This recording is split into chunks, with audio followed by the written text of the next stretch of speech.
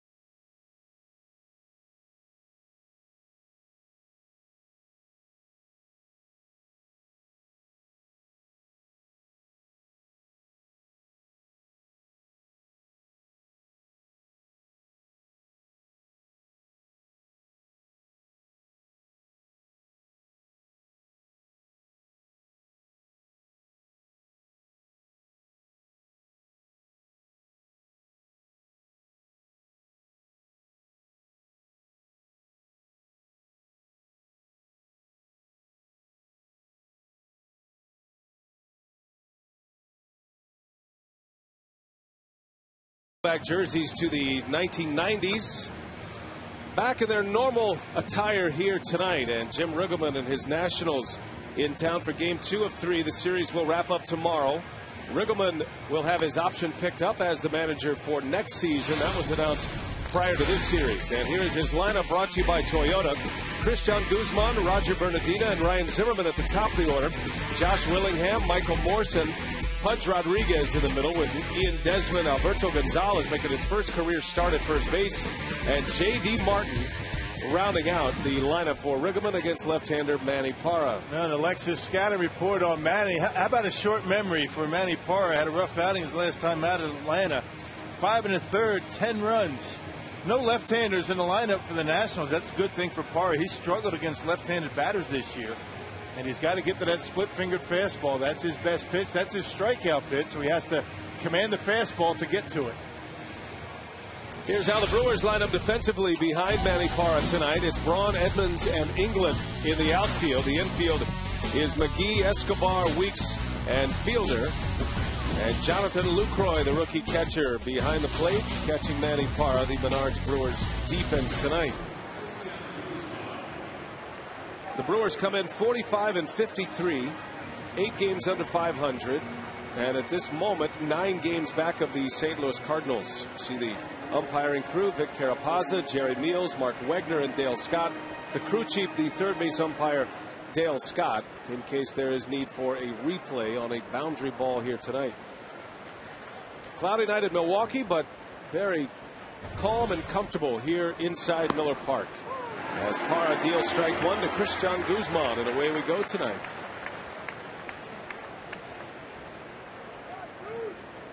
Guzman hitting .291 with a couple of home runs, has 25 driven in. It's interesting tonight that Jim Riggleman has sat down many of his left-handed bats. Manny Parra, typically a left-handed pitcher who has better success against the left-handers than he does, or excuse me, the right-handers as he does the left-handers. Making his 28th appearance of the year and his 11th start. Yeah, that ERA shot up pretty good in that last start. Guzman into left center field. Braun is over, and he's got it for the out. Ryan Braun, a nice running catch. So all that defense we saw last night, we see a little bit more to add to that reel in tonight's first play. Well, Bronny on his horse. Bronny's having a tough time at the plate right now, but his defense continues to be very good. Able to track that one down in left center.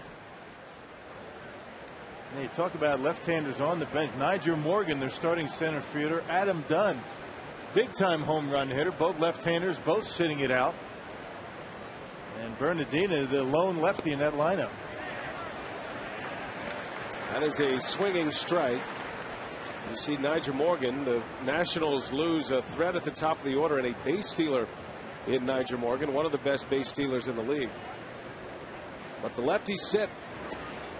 Jim Riggleman saying he just wanted to give Dunn a day off for the most part. And has stated, and we'll see if it holds true or not, but he said that Ryan Zimmerman will get tomorrow off most likely. Another swinging strike against Bernardina, and it's a ball and 2 strikes. There's Zimmerman.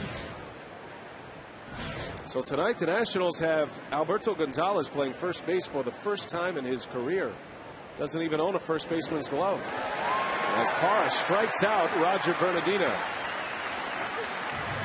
Man, there's that split-fingered fastball down in the strike zone. Important for Manny to be able to get the 2 strikes before he throws that pitch. There's a twist in Manny Parra. Ken Maka has urged him to throw that splitter against left-handed batters, something that he typically doesn't do. Maybe one of the reasons why he struggled against lefties. That's something you pointed out in Parra's last start against Atlanta. Parra gave up 10 runs in that game, but he did go 5 1/3. It looked like he was going to be out in the second and then again in the third inning. And all of a sudden he started to throw the split finger fastball and started to have some success. So you can almost see it building from his last start, that he will use that split finger a little more often here tonight. We'll see. There's no doubt Parra needs some success on the mound. That earned run average has ballooned to over 6.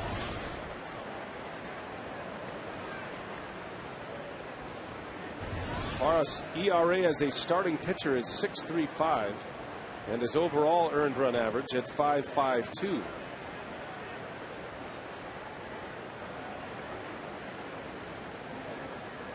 Two outs for Ryan Zimmerman. 17 homers, 52 RBIs. The bona fide face of the Nationals franchise. Out to Weeks on a backhand pickup. And that's the inning. Good start for Manny Parra. 3 up and 3 down on 11 pitches. Brewers are coming up. Ricky Weeks ready to lead off when we continue from Miller Park.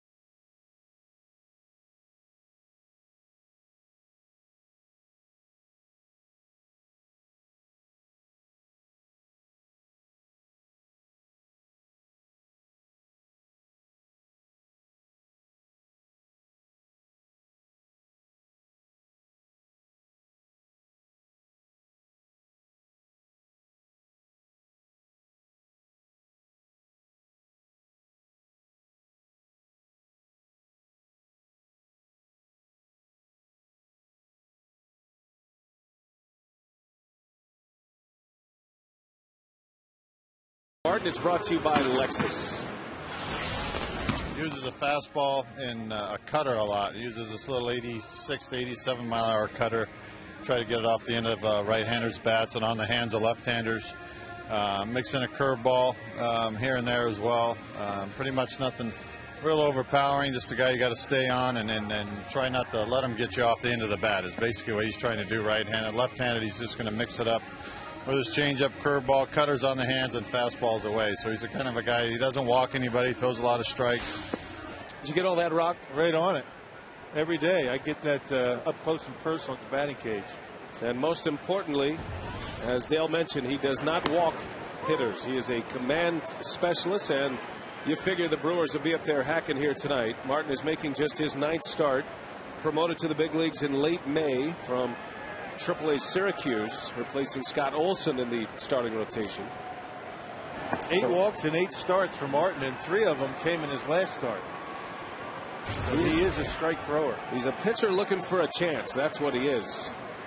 And sometimes those guys can be tough. And he's also a guy coming back from Tommy John ligament replacement surgery back in 2005. He was originally a first-round draft pick by the Indians. Lost his way with Cleveland, went through injury. Now he's here with the Nationals and getting a golden opportunity in the starting rotation and pitching a lot better than that 1-5 record would indicate. He's had a couple of blow-up starts, but other than that, he's been pretty consistent. You never really get hurt too bad when you're throwing as many strikes as Martin's been able to throw so far this year. Martin made 15 starts with Washington last year and had a 5-4 record. So his second go-round with the Washington Nationals, back-to-back years. Let's see if Ricky Weeks can stay hot at the plate. His power numbers just jump off the page at you. And even last night, when he has a night without any hits, he still walks twice, had a stolen base, and he scored a run. So Ricky Weeks impressing his hitting coach and everyone else who's followed him. It's the best year he has had in his career. 19 home runs, 62 RBIs to start the day. Both of those numbers ranked 9th in the National League. And career highs for Ricky Weeks in both categories as he continues on, and he has a legitimate shot to set the National League record for leadoff hitters for runs batted in. Yeah, Ricky doing a nice job getting on at .377 on base percentage, and he's scored 66 runs. He's just having a solid year. On pace to score 100 runs, come close to 100 RBIs. That would be something, a leadoff hitter. Darren Erstad has the record for RBIs from the leadoff position with 100. And Ricky with 62 to begin the day. And down he goes on strikes. Weeks not happy with the young umpire, Vic Carapazza. Now, ordinarily, young umpires, replacement fill-in umpires, have a rather big strike zone. That ball looked like it had the plate and right at the knees. You've seen Weeks. Joe Inglet will hit second with Ryan Braun to follow. Then it's Fielder, McGee, and Edmonds in the middle. Escobar, Lucroy, and Parra round out the Brewers' order tonight. No Corey Hart. Hart out. Going to be a few days with that wrist/thumb injury. Jim Edmonds, 6 hits in his last 3 games with a couple of home runs, including the home run that proved to be the game winner last night. So Inglet gets the start in right field. Starting for Corey Hart here tonight. Inglet hitting .297 with a couple of RBIs. Most of his damage this year offensively has come as a pinch hitter. Yeah, Corey said he feels pretty good, everything except for swinging the bat. That right wrist giving him some problems, and that's the most important hand when you're swinging a bat. That's the power hand. That's that top hand on the right-hander's swing, and he says it really doesn't bother him too much throwing the baseball, but gripping the bat, that's the problem he has. So probably day to day. No, it's just good news that the injury to Corey Hart not more severe as Inglet skies one to right and the second out of his first inning. Menard's defense for the Nationals. It's Willingham, Bernardina, and Michael Morse. The infield is Zimmerman and Desmond on the left side with Christian Guzman and Alberto Gonzalez at first. Going to keep an eye on him tonight. Pudge Rodriguez catching J.D. Martin. So 2 quick outs for Martin. And here is Ryan Braun.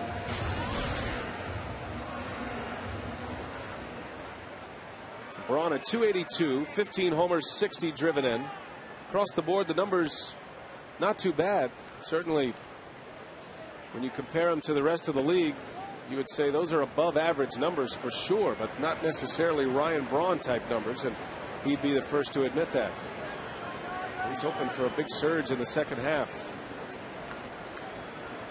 He's still able to keep that batting average up to 280. Finds his hits from time to time. He's got the good speed. He's going to be able to get those infield hits to keep that average up. Still has a chance at 100 RBIs. And when you set the bar as high as he has set it in his first 3 years, anything else is a disappointment. It's tough to live up to that every single year in your career. Not many can do that. Now Braun, the rookie of the year in 07. The 2 Brewers rookies of the year are in the ballpark tonight, as a matter of fact. In the franchise history, you've got Pat Listash, third base coach of the Nationals, and of course Ryan Braun at the plate. 92 and 2007.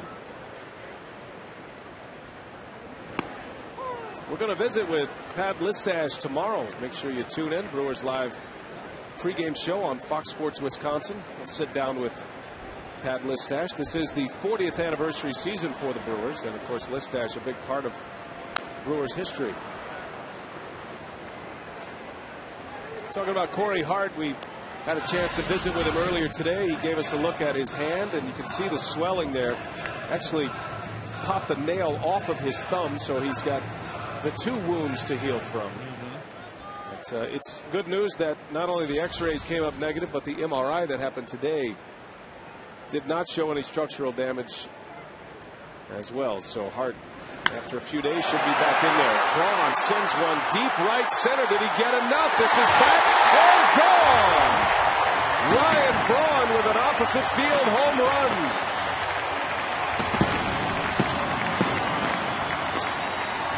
Nothing wrong with that wrist. Talking about finishing it off, the power wrist, that right wrist.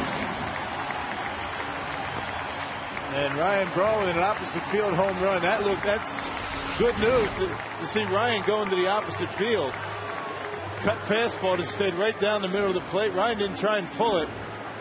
And a nice high finish down and through, some backspin, and out of here. Brewers with a 1-0 lead. That away, Ryan.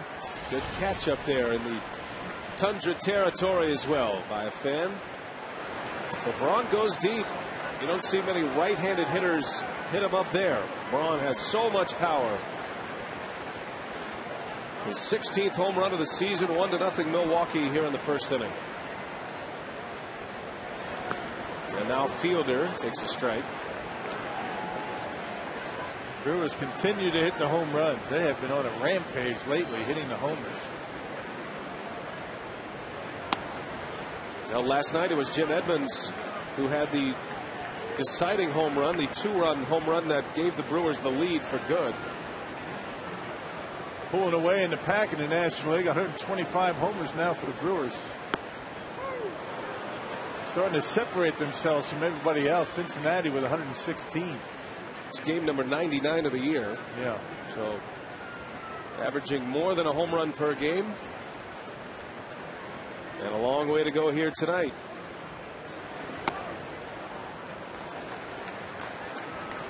Full count to Fielder.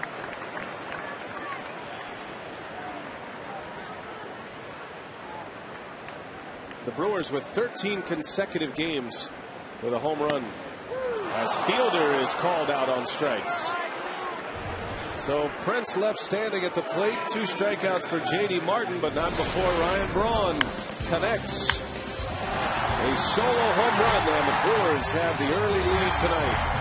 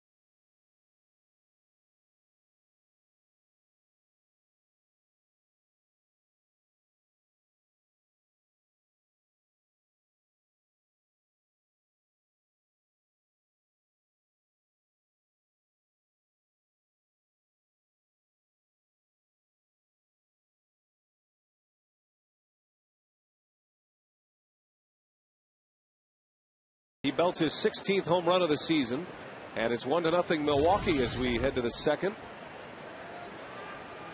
Manny Parra staked to a lead. Manny with a clean first inning, a very quick first inning, just 11 pitches.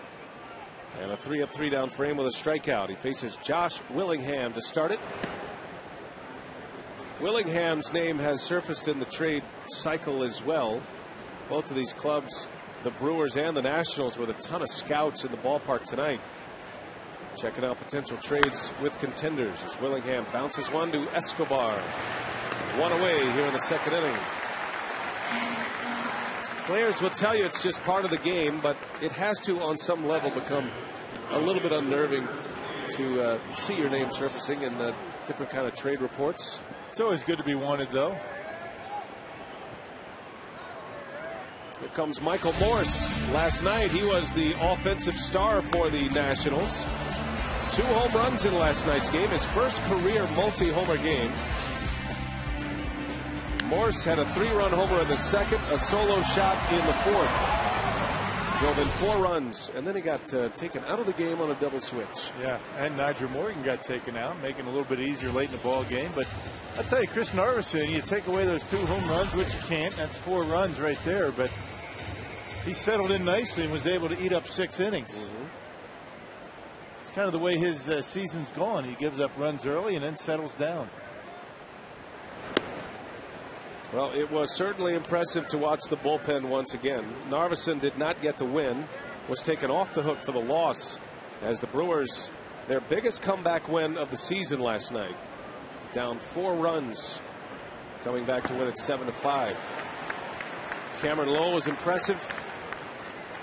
2 innings, shutout baseball. John Axford, another save. Axford with his 14th.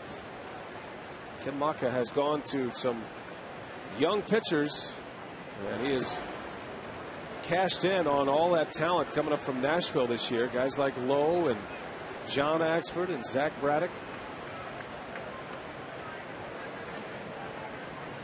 You can only wonder what would the Brewers' situation be had it not been for those 2. They have been outstanding since they have been called up. It's a foul tip, and Lucroy unable to hang on. Count stays at 2-2. A lot of splitters already tonight from Parra. You can see the game plan well in practice here to get this game started. Yeah, one of a few pitchers that throw a changeup and a split. He'll throw them both at any time. He'll throw the changeup down in the count. That one hit hard to center field. Edmonds cuts it off, and a base hit for Michael Morse. He's making it a bit of some more playing time. Yeah, you just hope that he gets taken out with a double switch again. He's been swinging a good bat. So Morse 2 for 3 yesterday, and now a base hit tonight. And here is Pudge Rodriguez.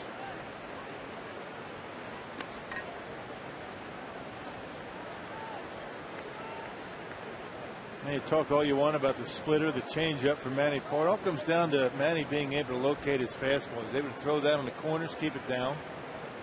Home runs haven't been too much of an issue for Parra. He's only given up 11 this year. Not terrible. Sometimes he can't locate that fastball, put it where he wants. He gives up a lot of base hits. 96 hits coming into today in 75 innings.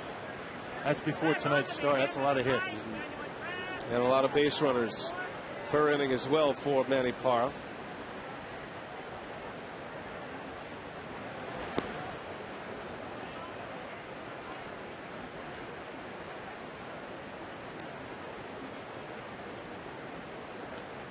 That's got to be a thrill for Jonathan Lucroy to be able to catch in this series against the Nationals, and looking up at a guy that he looks up to a great deal in Pudge Rodriguez, future Hall of Fame catcher. Every young catcher tries to be like Pudge.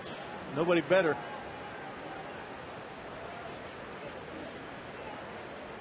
And Jonathan getting a rare start, at least lately, with Manny Parra on the mound. It's been George Kataris getting the starts with Manny out there because of all the pitches that end up in the dirt.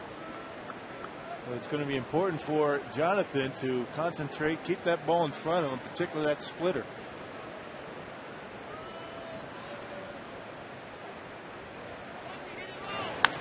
Bouncing ball, got a chance for two here. Escobar to Weeks, the turn is in time. Inning is over. The Brewers turn it up 6-4-3. And Parra's off to a good start tonight.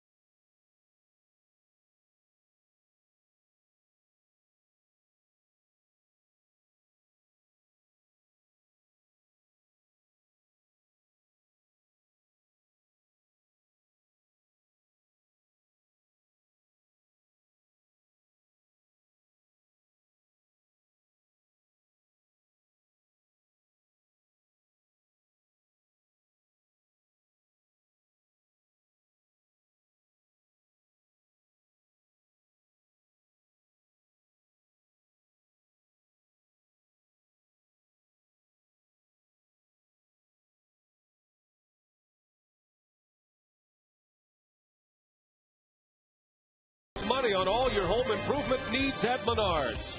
And by American Furniture, Electronics, and Appliances. Bring it home. Little popcorn at the ballpark. Brewers hoping to entertain their fans here tonight. And a big crowd here on a Saturday night at Miller Park. 1-0 Crew on a Ryan Braun first inning home run. And Manny Parra with 2 scoreless innings to get things started here tonight.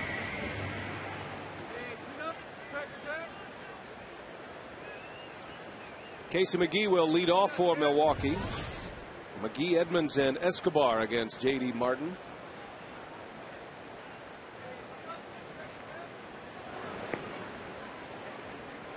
Martin with a couple of strikeouts in the first inning and 2 called strike threes on Ricky Weeks and Prince Fielder.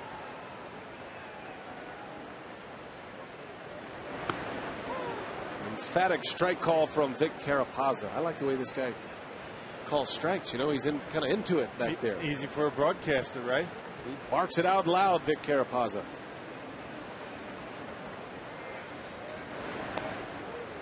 His first curveball that he's thrown, that's a good pitch for him. That's one of his better pitches.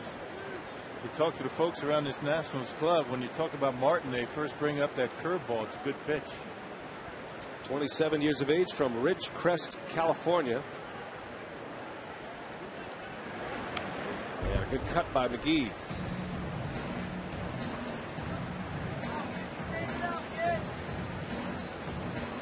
Martin had pretty good numbers in AAA this year out at Syracuse. That's in the International League. 2-1 record and a 2.97 ERA in 6 starts with Syracuse. Little bouncer back to the mound. Plenty of time for Martin. And 1 gone here in the second inning. Jim Edmonds coming up. He was the star last night, and he really didn't expect to play. Brewers didn't have batting practice yesterday. And Edmonds, his first swings were good ones. Had a base hit and an RBI, and then he delivered the home run, a tomahawk job into right field. Edmonds with a 2-run home run that proved to be the game winner.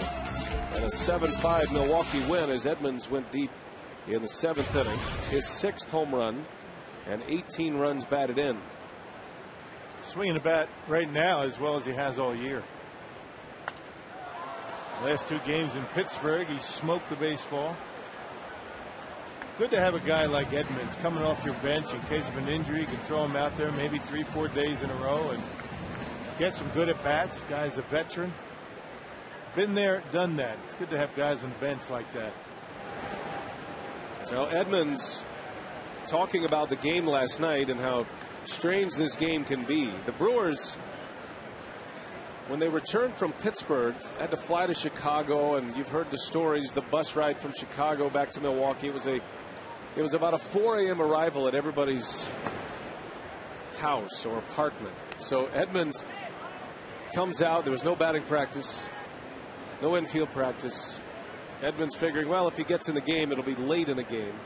And all of a sudden, Hart was injured in the third inning, and Edmonds pressed into duty. Really hadn't taken any swings at all. He was planning on taking his cuts as the game got going a little bit. So he was completely cold when he came in, and ends up delivering 2 big hits in last night's game. Yep, they call it show and go. Don't do anything, put the uniform on and go get him. Edmonds draws the walk and a base runner for Milwaukee. Well, if you're traveling this season, take the Brewers with you. Subscribe to MLB.tv today to see every Brewers game live or on demand on your computer. Visit Brewers.com to order and to get more details. MLB.tv, baseball everywhere. That's a good look. That's real, too. Festive crowd here on a Saturday night. It's good to finally get some dry weather after all the rains. They were able to play the ball game last night with the roof open the entire night, and can start to see some patches of blue up there. That's a good thing. With the humidity, you'd hate to have to close the roof. Looking forward to some terrific weather the next few days. Supposed to be plenty of sunshine tomorrow for the matinee, the final game of the series with Washington. Still tickets available for tomorrow's game. Hope you'll make plans to be with us. 1:10 is start time tomorrow. Yeah, just 6 days here in Milwaukee, and then the Brewers head back out on the road once again. Doesn't throw very hard, and that went out or half, and Escobar watches it go by. Talking about a guy swinging the bat well. Alcides seeing it well, putting some good swings on the baseball. And a swing and a miss. Chased a breaking ball from J.D. Martin. It's his 3rd strikeout and the 2nd out of the inning. And that big overhand curveball, good compliment to that, mid to upper 80s fastball. Doesn't throw all that hard. That pitch is very important for guys like Martin. Keep these Brewer hitters off balance. If he can't throw that over the plate or get a swing on it with 2 strikes, he's in trouble. Martin made 2 starts against the Brewers last year, lost them both. It's back-to-back seasons where he has taken over for Scott Olson in the starting rotation. Olson pitching his way back to the big leagues after injury. And Martin trying to take advantage. Not known as a big strikeout pitcher. His high strikeout game this year in the big leagues is 6. Did that in a loss against the Chicago White Sox.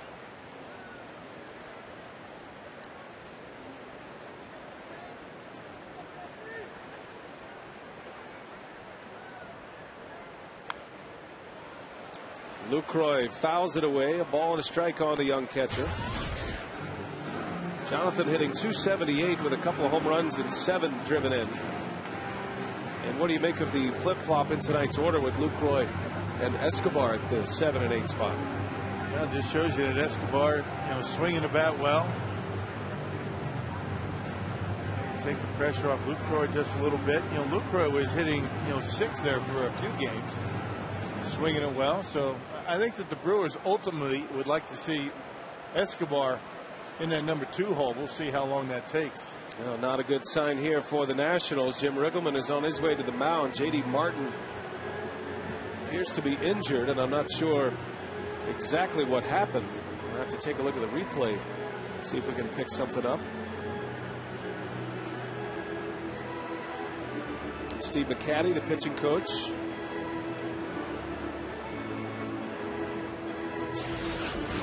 See if we can see anything here.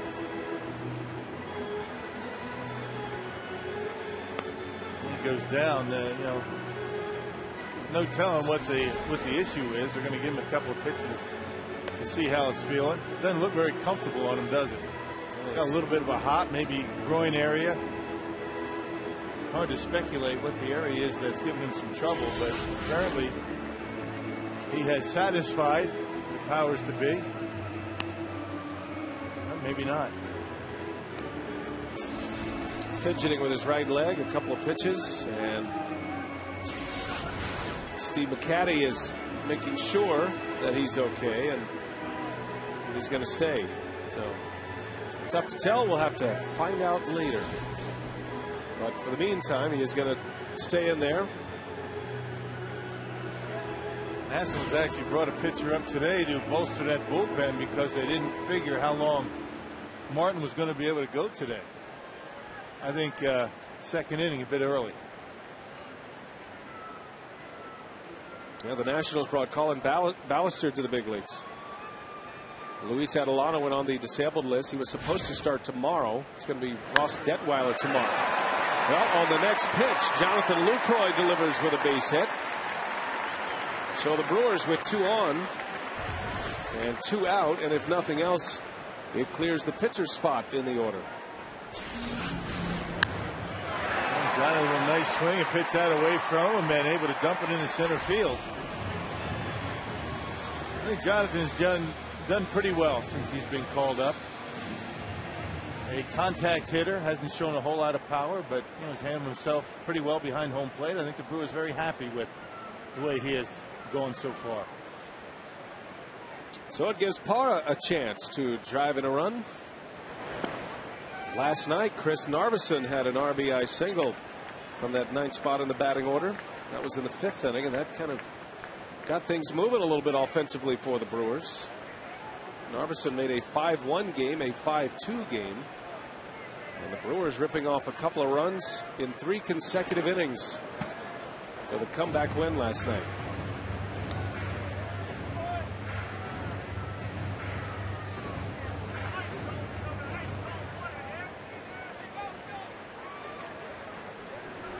Well, Colin Ballister begins to get loose. Just promoted to the big leagues today. Yeah, he got here at about 5 o'clock today, actually. I saw him being driven in one of the carts from the South Dock and had his baseball equipment with him. It's nice of you to give up your golf cart ride for Colin Ballister. Yeah.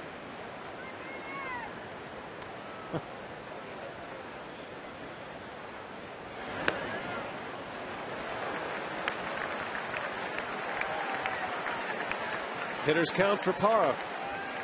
Parra can swing the bat. He's hitting .273 this year. 6 hits in 22 at-bats. Just 1 RBI. Parra's RBI came in the 20-0 win over the Pirates. And Parra drove in the 20th run. As a pinch hitter. That's right. Full count, runners go, and it's down and in. Martin walks the pitcher, and he might be done here. He did not look comfortable with that follow through. And Riggleman is thinking about it. And Jim Riggleman has a tough choice to make. You keep a kid out there that is obviously having some problems with something. It looked like a leg issue. But second inning is awful early. Then you bring up Ballister to back him up, but you'd figure to get 4 or 5 out of him. You can tell he's got a little hitch in his giddy up. Yeah. Especially on the follow through. So Riggleman's going to let it ride here. Big opportunity for the Crew. The pitcher is walked, the bases are loaded, and Weeks pops it up on the first pitch. Ian Desmond makes the catch, and the inning is over.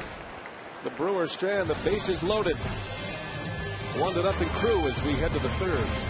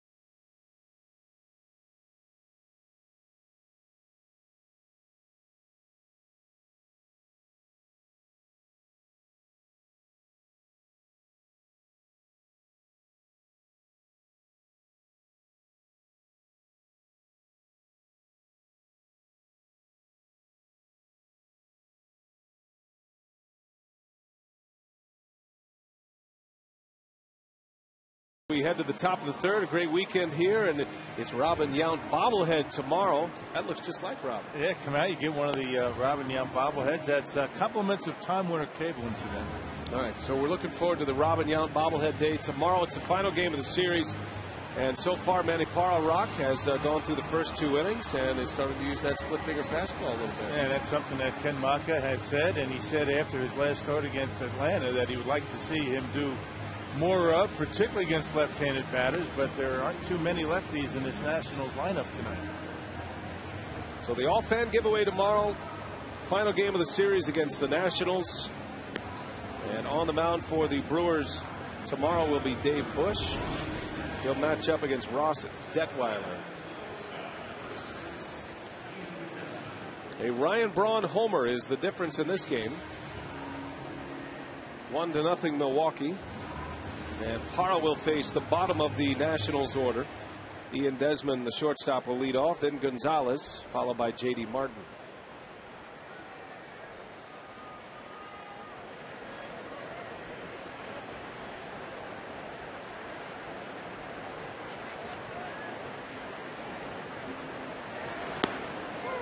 Desmond, the second-year shortstop, looks like a terrific young player.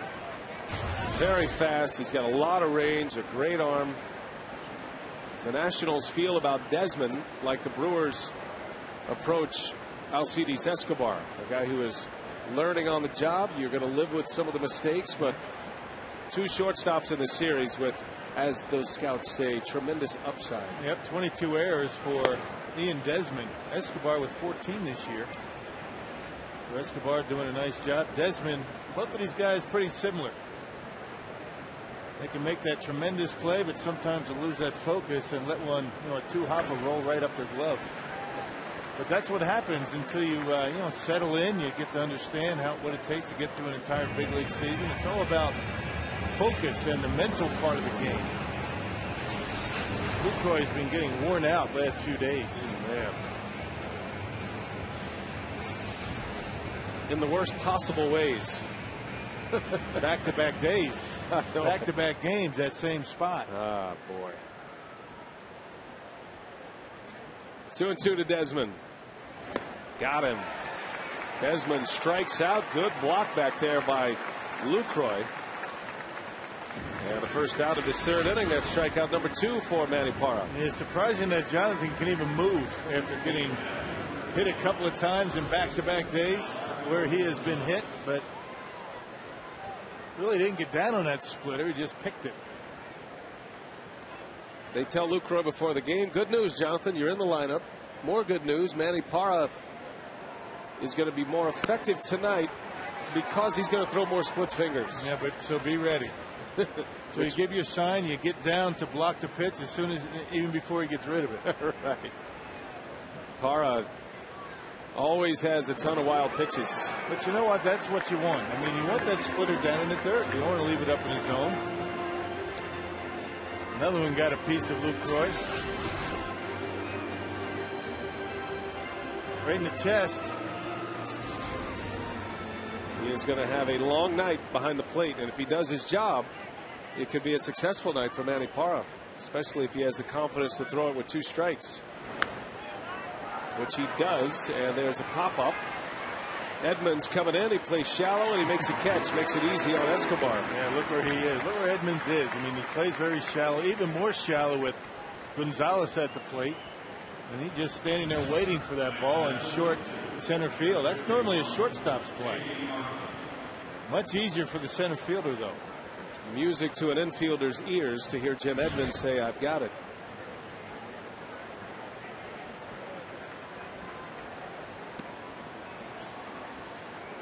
Well, J.D. Martin must be all right. That little issue he had, it's a leg injury, it looked like, but he continued to pitch, and now he's hitting. So the Nationals not too concerned about J.D. Martin at this point. Well, he's talked his way into staying in the game, at least for this point.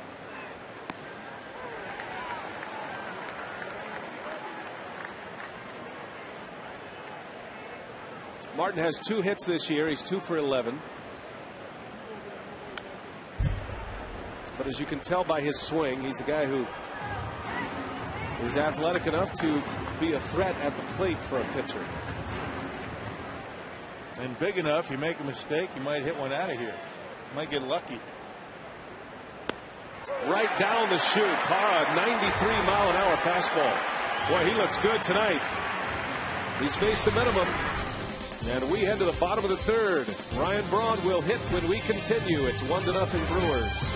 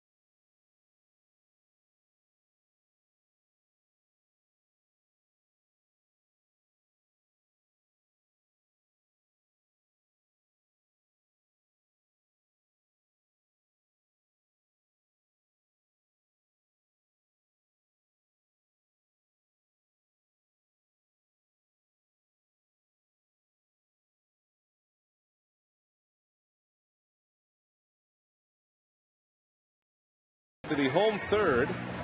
A reminder that Milwaukee loves games, and we've got your favorites weekday afternoons on WMLW. Who Wants to Be a Millionaire at 2? Are You Smarter Than a Fifth Grader at 3? And Family Feud weekdays at 4. At MLW, the games are on us. Corey Hart sitting with Dale Swain, Brewers hitting coach. Keeping his head in the game despite an injury to his wrist. Hart's going to be a few days if you're just joining us. Crashed into the wall last night.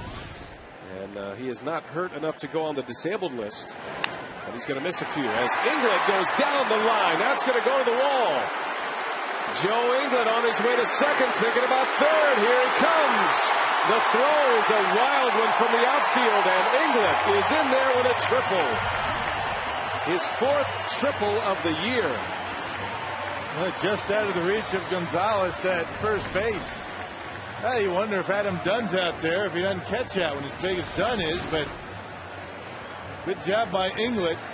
His first hit in the series and able to rip it down the line.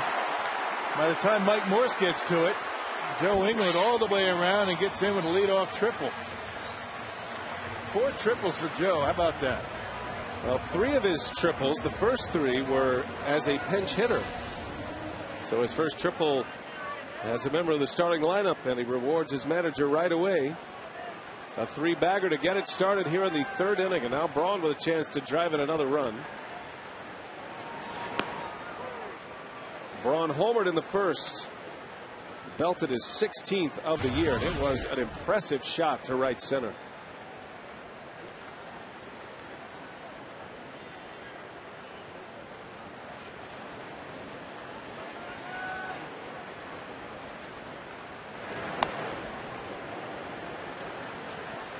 And because of that, the cut fastball that he hit out of the ballpark to right, Nassau was trying to crown him with a fastball now.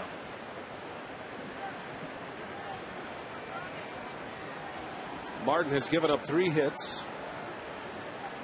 He stranded the bases loaded last inning with 2 outs. As Braun takes one a little bit low, maybe a little bit inside, and it's 2-1. Well, those last 2 pitches pretty close. That last one looked like a strike.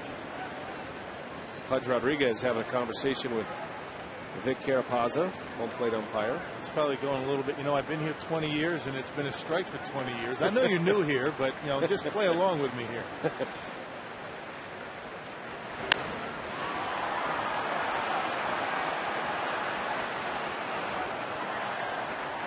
Now Ryan Braun, last time up. Rocky hits it where the big left-handed power hitters go typically.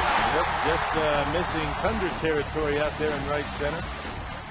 You got to believe, a guy like Vic Carapazza, young umpire. He's up here from. It's got to be a thrill to be calling a game behind Ivan Rodriguez. I think umpires get starstruck from time to time. I could see that happening. No question. Braun shatters his bat. England stays put, and the out is made at first base. Boy, that had a lot of English on that ball. It got in on his hands, and that fastball, they were pounding him inside after that home run to right. And Joe did the right thing with nobody out. He wasn't sure if that ball was going to be caught in the air.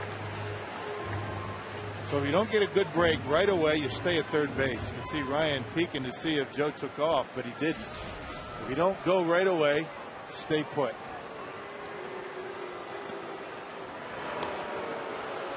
So the Nationals will walk Fielder.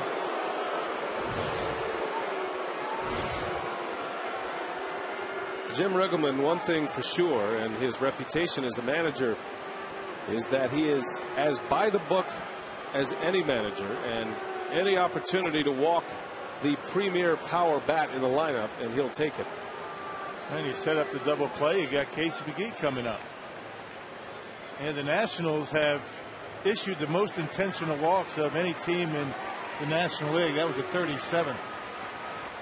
Well, Riggleman's going to head to the mound here. Well, Colin Ballister was loosening last inning, and it looks like Ballister is on his way in. Riggleman makes the call to the bullpen, so the Feldco call to the pen comes early for the Nationals. Colin Ballister is in, and we'll set him up when we continue. First and third for the Brewers in the third.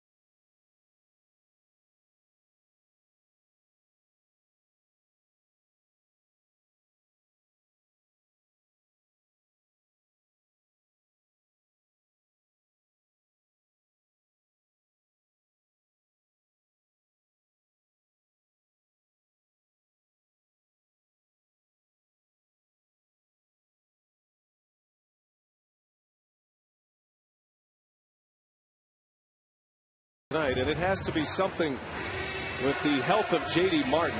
We still do not know what the injury was. He continued to pitch, but obviously Riggleman saw something he didn't like, and he's going to go to Colin Ballister, who's been down in AAA all season and is only here for tonight's game. He's going right back to Syracuse after this one this evening. Had a few games last year with the Nationals, and in 2008. A partial season for Washington, bounced between Syracuse and the big leagues. He bounced between the starting rotation and the bullpen down in AAA. Had a 2-3 record and an ERA over 7. So Ballister getting a golden opportunity at the big league level tonight, and we'll see if the Brewers are able to cash in. Rock mentioned the ERA over 7 down in AAA. Ballister was in the bullpen, a couple of spot starts down there in AAA, 26 games overall, and 5 starts for Syracuse. Another big guy on that mound. Martin was a big guy.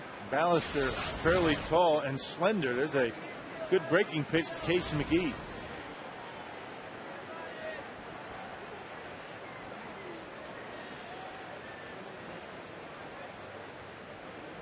First and third with 1 away. Pretty good fastball right there from Ballister. 1-2 the count. At 93, they say he can get it up there at around 95 at times, and that one's right on the outside corner after throwing a good slider. Got a pretty good changeup to go with it, according to the information that we have here. The 1-2. Fastball that missed. Well, a lot of times organizations will withhold information about roster moves and what have you, not wanting to put that kind of pressure on a player. The Nationals have stated that Ross Detweiler is coming onto the roster tomorrow to start, which means Ballister is headed back. Ground ball to second for 1. The turn, and it's in time. So Ballister gets out of a mess. The Brewers get a leadoff triple and cannot score. Some opportunities lost already for the Crew. They've let 5 on. Still 1-0.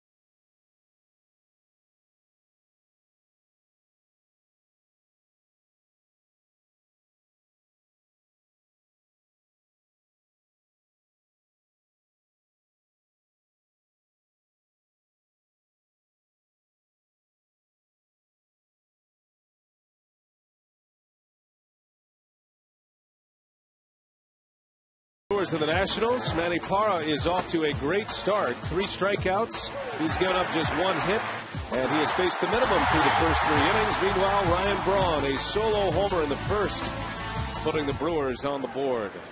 But the Crew has missed out on a couple of opportunities in the last 2 innings, stranding the bases loaded in the second, leaving 2 on with 1 out last inning.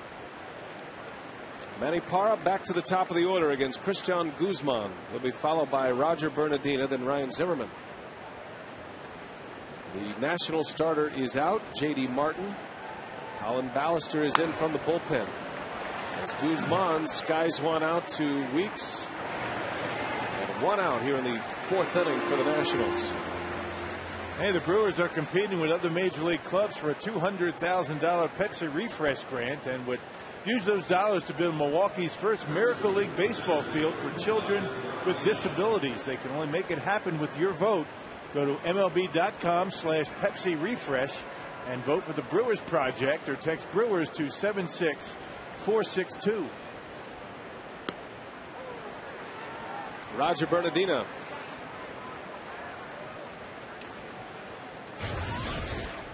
Saw Bernardina a little bit last night. He came in on a double switch in last night's game. To the opposite field, Braun with room. 2 outs. What are you seeing in Manny Parra tonight, other than the use of the split finger that is different? Throwing strikes. I mean, he's got good velocity to a 94-mile-an-hour fastball last inning, keeping the baseball down. I think that the Washington Nationals, they've seen Manny a number of times, so I guess the scouting report is get to the fastball. You don't want to have to deal with that splitter. These right-handed hitters up there, and he's getting some outs early in counts. He's only got 39 pitches so far. And there's strike 1 to Ryan Zimmerman. It's all about fastball command. You can talk about all the trick pitches that you want, but if you're not locating your fastball well and putting it on the corners, you're in trouble.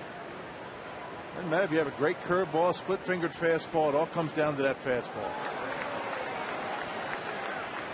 And the splitter has been a big pitch for him tonight. The command of the splitter down in the zone, and he's getting a lot of these swings and misses. And you only get those when you're ahead in the count. Hitters aren't going to chase that if they're ahead in the count. You know, 2-0, 2-1, 3-1. You get 0-1, even 1-1 from time to time. It's a defensive mode for these hitters when they're behind in the count, and that's when they'll chase that splitter. Another one. Lucroy's been busy tonight. And knew that was going to be the case. Got that one on the wrist. There's certain pitchers, you know, when you're going to be catching, you're going to end up looking like a piece of raw hamburger when the game's over. Right on the wrist. Had a guy like that all the way through the minor leagues, and he actually surfaced with me my rookie year with the Brewers. His name has come up many times.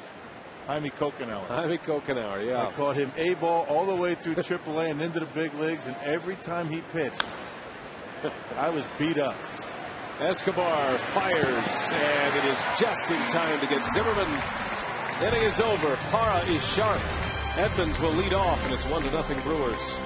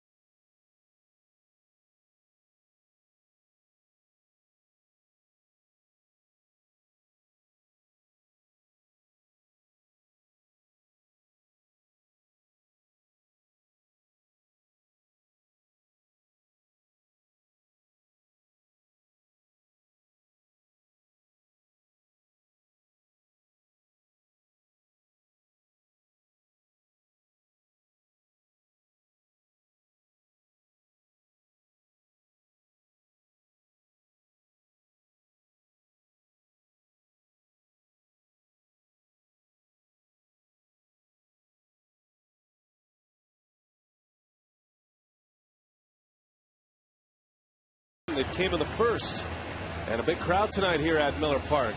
Just a beautiful night for baseball. Boy, this is one of those nights you love being in the Midwest.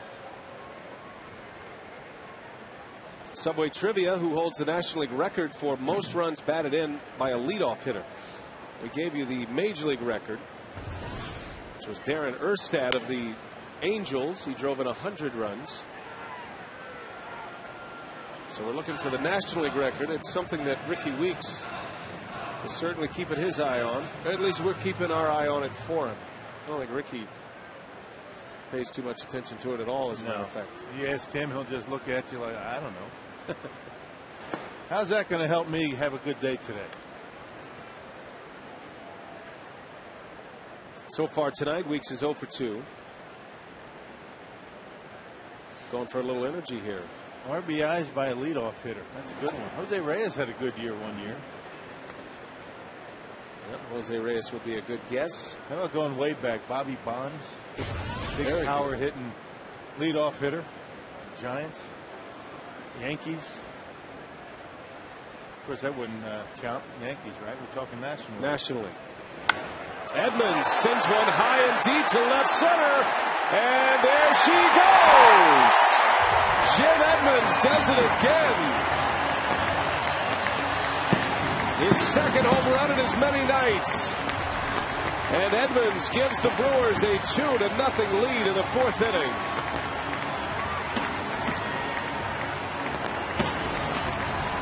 Boy, he's getting hot, and as usual, Jim Edmonds very good at taking it to the opposite field.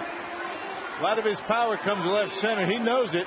As soon as he hits it, he drops the bat, puts the head down. Oh, I did it again. And a nice easy jog around the bases. So both of the Brewers' home runs tonight, opposite field shots. 2 homers, 2 runs for the Brewers this evening. Braun and Edmonds. Edmonds is really swinging the bat well. Escobar, a bouncer. Here's Guzman in time for the out. The numbers won't back it up, even though Edmonds had a good road trip.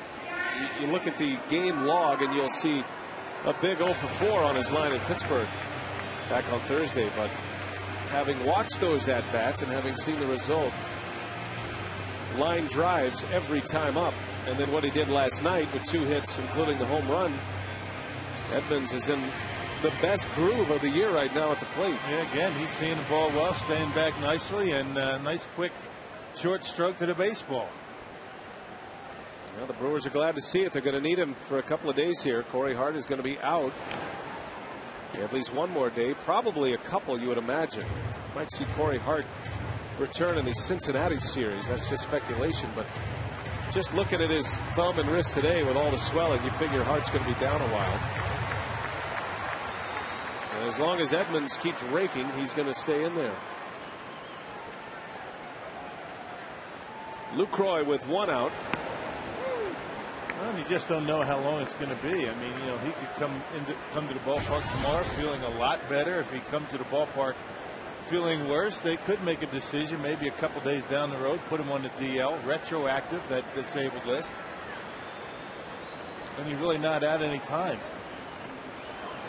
Lucroy down on strikes. That's the first strikeout for Colin Ballister. So with an injury like Corey Hart, you don't have to make a decision right away. You can wait. There's another curveball, and Jonathan chases it in the dirt.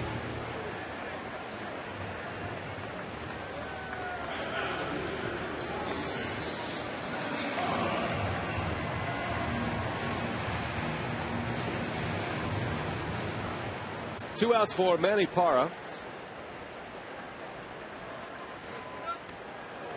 Walked his last time up, which loaded the bases.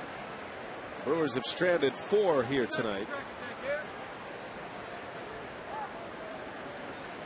Left the bases loaded with 2 outs in the second, and then they had runners at first and third with just 1 out last inning before the double play.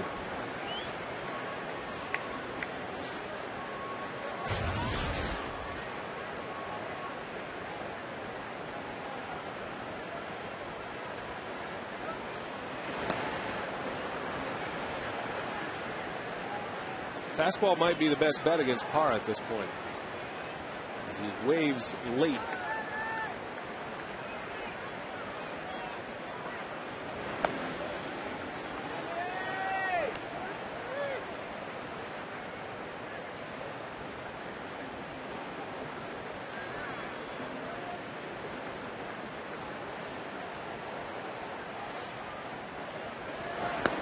Throws him a breaking ball and strikes him out. So Parra is gone. Back-to-back strikeouts for Ballister, but Jim Edmonds leads off the inning with a home run. 2-0 Brew Crew as we head to the 5th from Miller Park.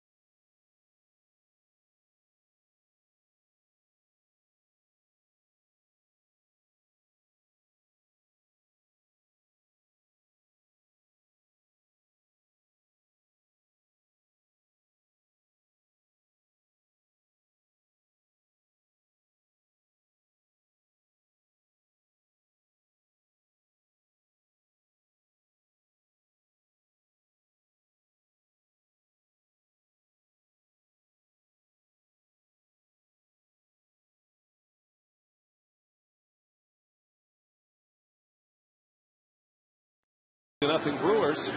As we go to the 5th inning, our Subway Trivia tonight. Who holds the National League record for most runs batted in by a leadoff hitter? Think of guys like Jimmy Rollins and Jose Reyes, but it's Craig Biggio from the 1998 season. 88 runs batted in. And that is well within the sights of Ricky Weeks, who has 62 RBIs in this, the 99th game of the season. Craig Biggio with 88 RBIs. Jimmy Rollins is second on the list with 82, and then it's Jose Reyes and again Jimmy Rollins with 81. And your guy Bobby Bonds, while driving in 100 runs in a couple of different seasons, this statistic is as a leadoff hitter only. Yeah, moved around that lineup once in a while, but he did lead off a fair amount, did Bobby Bonds. And always a great run producer, Bobby Bonds, who drove in over 1,000 RBIs in his career. Manny Parra throwing a lot of strikes tonight. He looks good through the first 4 innings. He has faced the minimum despite giving up a hit. He got a double play to end the second.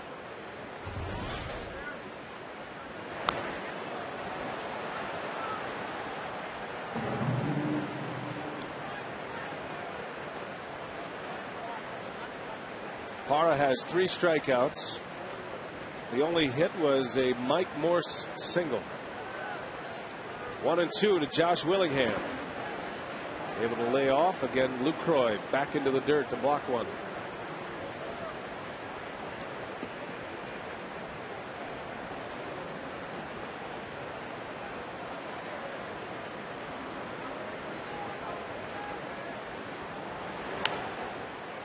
That's a dangerous spot to pitch Josh Willingham inside. He has good power to left field. I haven't seen him hit a ball to the right side of second base too often this year or last. Tried to come in, left it out over the plate, got away with it.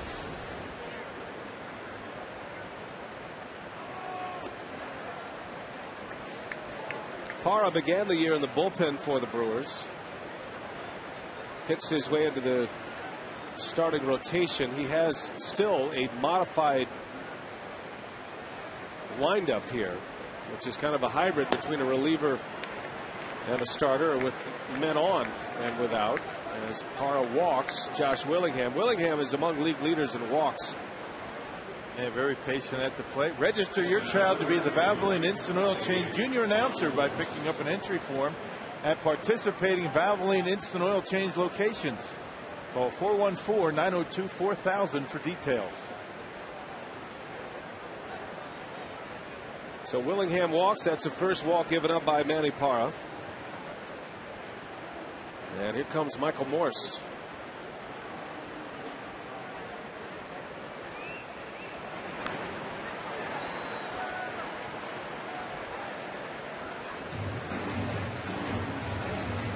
He strikes an imposing figure at the plate, does Morse.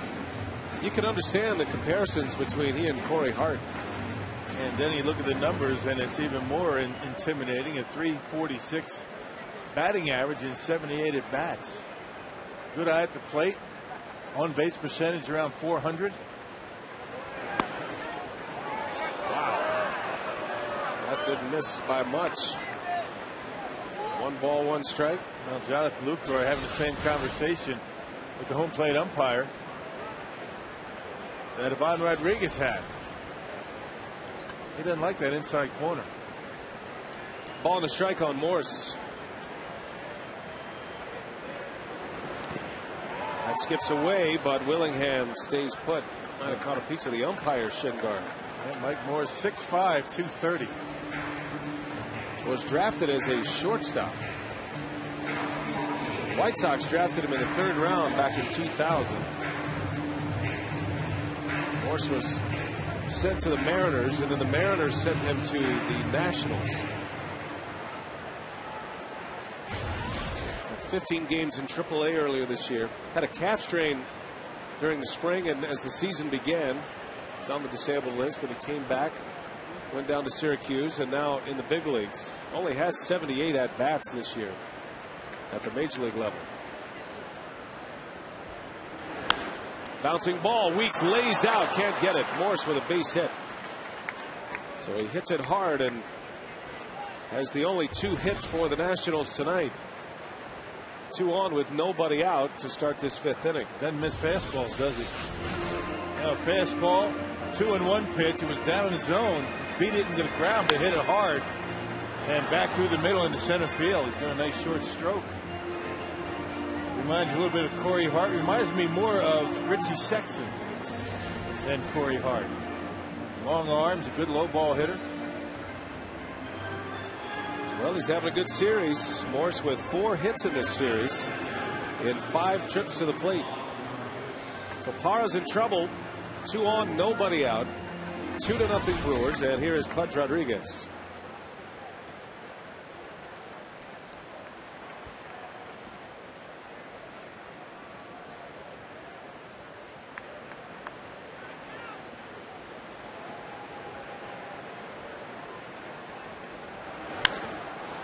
Into right center, well hit. Edmonds on the run, and he's got it for the out. Willingham will tag. He'll make it to third easily. The first out of the 5th inning as Edmonds tracks it down for the first out of the inning, and Rodriguez is retired. And Rodriguez right on the end of the bat. He hit it pretty well, but got it down toward the end, kept it in the ballpark. Rodriguez with virtually no power these days, but still is a pretty good hitter up there. And Manny gets an out, first pitch.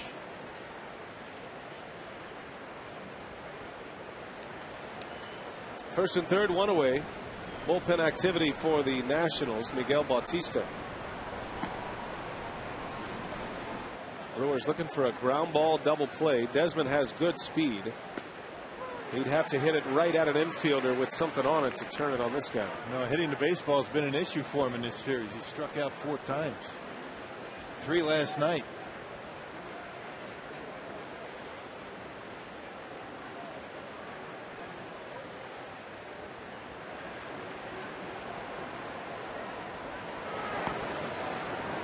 Rock, we take you back to the Jim Edmonds catch a moment ago, and one of the concerns with Edmonds at 40 years of age, and he's been nursing an Achilles injury this year, and a bit of a wince after running that one down. So that's part 2 of the Corey Hart injury.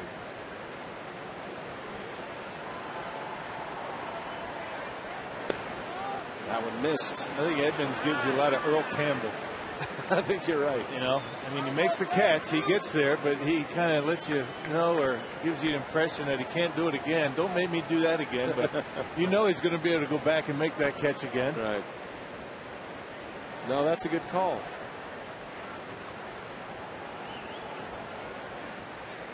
There's no doubt Edmonds is not running at 100%. He had an opportunity to hit for the cycle in Pittsburgh a few days back and just couldn't cut loose. That one's lined into center field. Edmonds on the run, and he does! And he caught it! Edmonds makes the play! And the Brewers have an opportunity at a double play here. Fielder will step on the bag. That's 2. Well, the run will count because it wasn't a force. The run is on the board, but it ends the inning. For the second straight night, a Brewers center fielder makes a dramatic catch. Ends up as 2 outs and a standing ovation for Edmonds.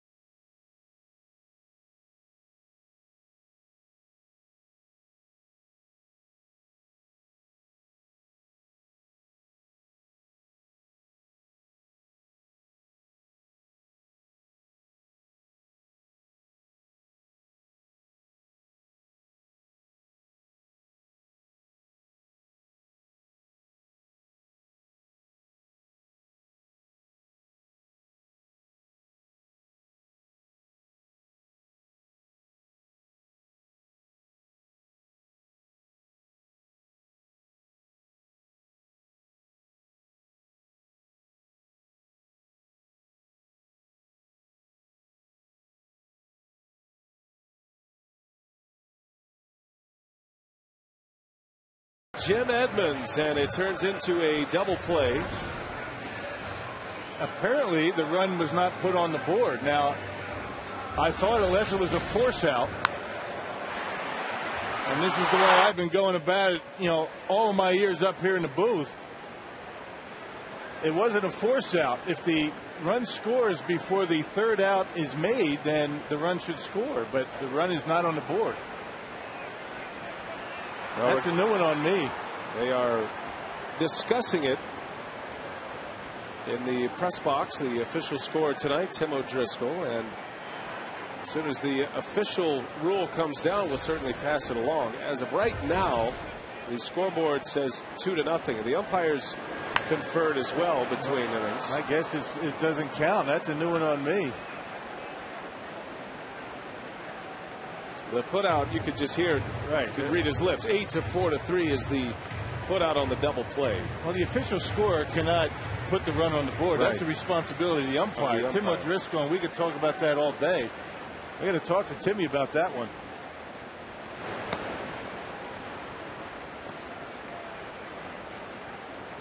There's Tim O'Driscoll, as proficient in the rule book as anybody I know.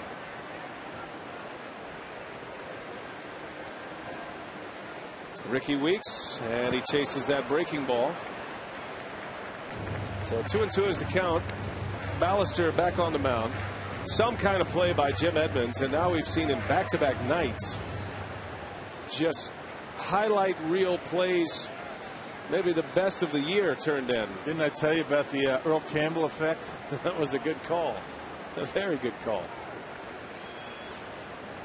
Oh, Weeks is drilled in the head. Ricky is down. The first one to him is Pudge Rodriguez. Here's Maka. It's getting ridiculous around here, the way these Brewer hitters are getting drilled. Ricky's saying he's okay. Remember, Ricky took one to the jaw last year. Flush.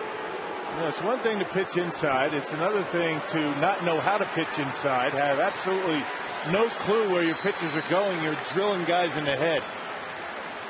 You don't know how to pitch inside, don't do it. Somebody's going to get hurt out here. Ricky saying he's fine. Athletic trainer Dan Wright putting him through the test, checking his eyes. And, prior to this series, Ken Maka, again, after the incidents in Pittsburgh, made a call to the Major League office. That one right on the helmet, thank goodness. There's no excuse for that. There's absolutely no excuse to be throwing a pitch like that. It was supposed to be inside. Absolutely no clue where that pitch is going for Colin Ballister. Got to be kidding me. Ricky, just at the last second, able to get his head out of the way, or at least turn his head, and the ball hits the helmet.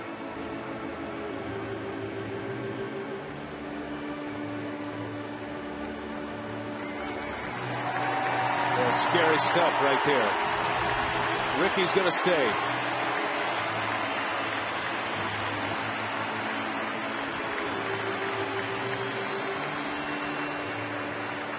I don't know how he keeps his composure. I really don't. The way he's been drilled this year, he and Prince. It's unbelievable. Never seen anything like it. Now the Brewers are being hit at a record pace right now. Ricky Weeks leads the league in hit by pitches. Fielder is second in the league. And Ken Maka has gone to the league office on 2 occasions. It was a beanball road trip for sure through Atlanta and Pittsburgh. Well, that wasn't intentional. It was just a case of a guy having no clue where his pitches are going. He didn't want to hit Ricky in the head. He didn't want to do it. He just didn't have any command of what he was doing. So Ricky is fortunate to still be in there. Thank goodness for the batting helmet with the flap. That hit around the area of the temple as well, and without that batting helmet, that could have been very serious. All sports are very conscious and very careful with the concussion type situations that come around, or that can arise from something like that. Got to keep an eye on Ricky.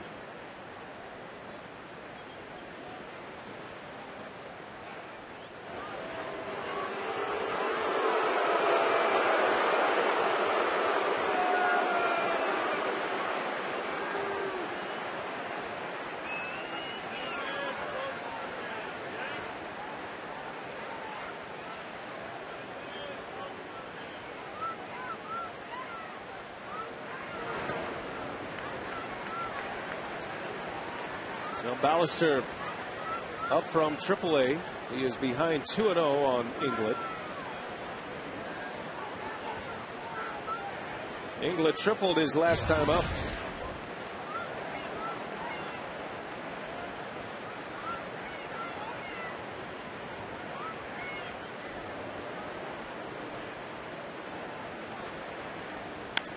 And there's a base hit.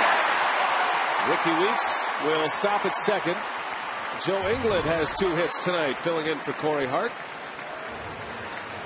Well, we talked about Ken Macha's statements concerning all of the hit by pitches this year. Listen to what he had to say before the series began. I don't think the alternative is what Major League Baseball wants. And that's going out and having a brawl. They don't want that. They want that? I think that's why they were trying to clean this up. Yeah. You know, back in the 70s, there were a lot more fights on the field during the game than there are now. So there's been progress in that direction. You can understand the concern that Ken Macha has for his team. I mean, Ricky Weeks and Prince Fielder in particular, the way they've been getting hit by pitches this year. Now, granted, they both stand right on top of home plate, and the way that the opposition pitches them are inside, and every now and again they're going to lose one, and they're going to get hit. But it has been an incredible pace that these guys are getting hit by pitches 51 times now, and nobody in the National League, no team even close.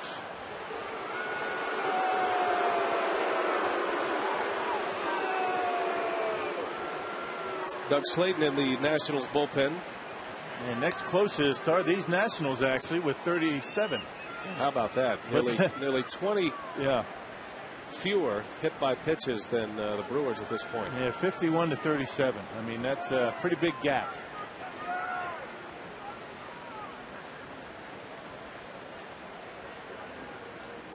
Two on with nobody out, and that one's over the head of Ryan Braun, and Colin Ballister looking at his pitching hand after that. That was a breaking ball. That's no big deal. Slipped out of his hand. He just lost the breaking ball, lost the grip. Fans backing their players. Crowd is riled up for their home team. They're fired up.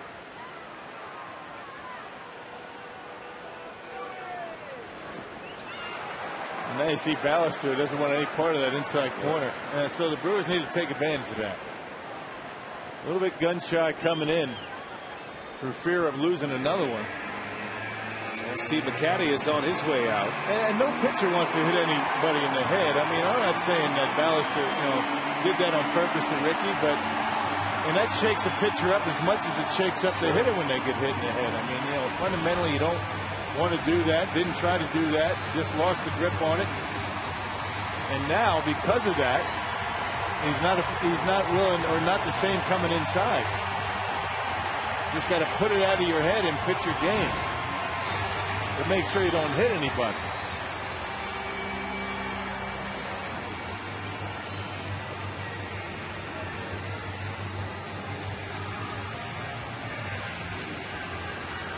Two balls, no strikes. Ballister has looked down at his pitching hand after the last two pitches, wondering if maybe a blister perhaps. We'll see.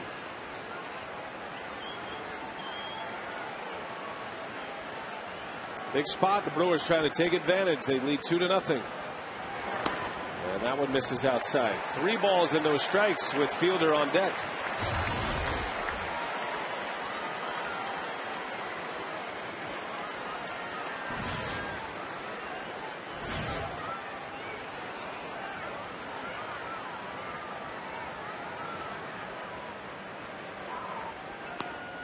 On the corner.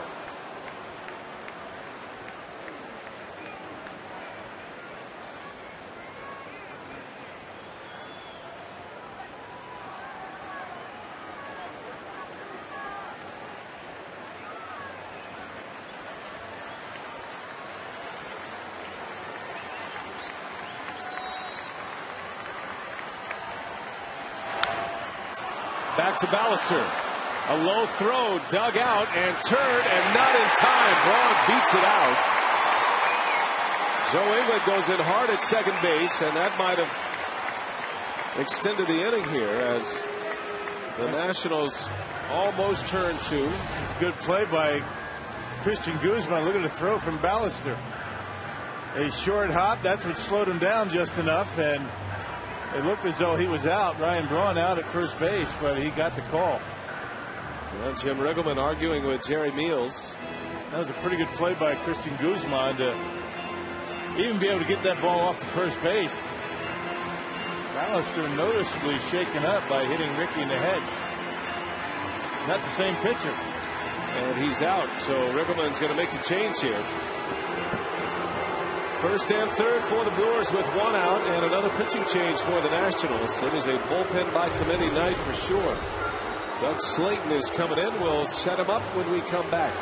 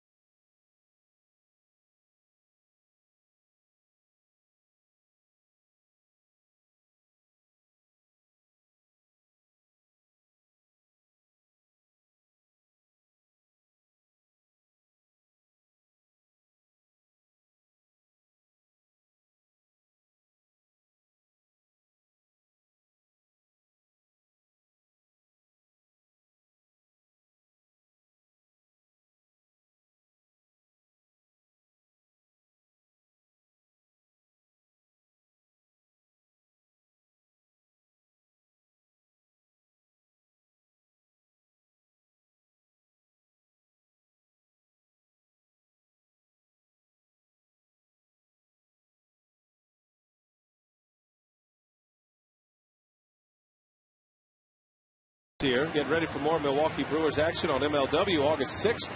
The Brewers take on the Astros, and MLW will bring you the game. Brewers baseball on WMLW Friday, August 6th at 7. The game is on us. So another pitcher out of the bullpen for the Nationals. It's left-hander Doug Slayton on to face Prince Fielder with runners at the corners. Yep, one of 2 left-handers out in that Nationals bullpen. Sean Burnett the other.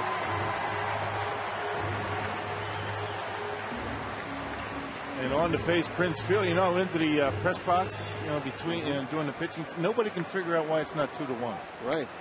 It should be 2-1. Should be 2-1. The run scored, and that's because it wasn't a force out, and the run scored before the last out was made. So I was one of many in there, the broadcaster sitting there wondering from Tim O'Driscoll why it's not a run. He can't figure it out either. I think what happened is, I think that the home plate umpire pointed. I think I saw the umpire point at home plate, which means the run counts, but I don't think anybody up there saw it. My question is, though, then why is not Jim Riggleman going to the umpire saying it's 2-1, right? Right. Regardless of what it says on the scoreboard, 2-0. That's an unusual play for sure. It is a first and third situation. This is going back to the 5th inning, the top of this inning. First and third situation with 1 out, and Edmonds makes a great diving catch. The runner at first took off and was doubled up at first base. The only thing I can think of is that Willingham at third base did not tag up. There's a little flare, and it's going to be caught. Nice play by the shortstop Desmond, and Fielder, he is out. Still 2 on, now 2 men are out. The only way that run doesn't score is if Willingham was creeping down the line and went across home plate, and then the double play was turned. Let's watch the man at third base. What does he do? Now, Willingham's going back. Now, he tags up. I mean, that's not the issue. I wasn't watching that. I was watching the play by Edmonds. You can see Morse going around second base. Now, let's see. Does the run score? Absolutely it scores. Does the umpire touch home plate or point to home plate? I don't think he does. But a very unusual play. I can't for the life of me understand why that run didn't score, or why it didn't count. Yeah, it looks like we're going to have another pitching change here. Wow. Nationals deep into their bullpen. Martin is out in there just to face Fielder. And another pitching change. We'll take another break.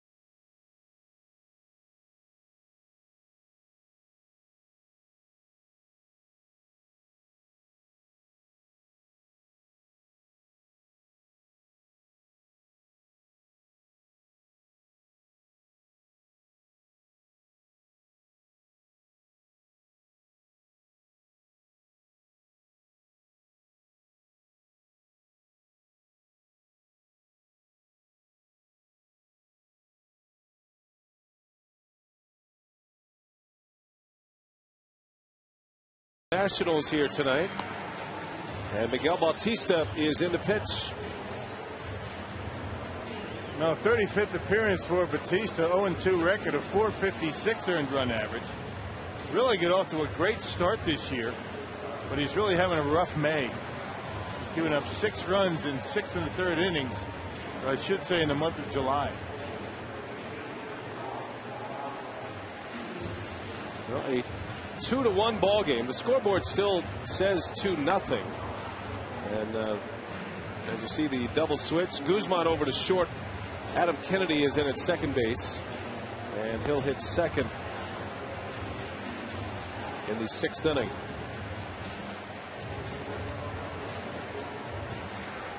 So the consultation must be ongoing as far as the run counting or not, but we're going to go ahead and pencil it in. Here's Casey McGee.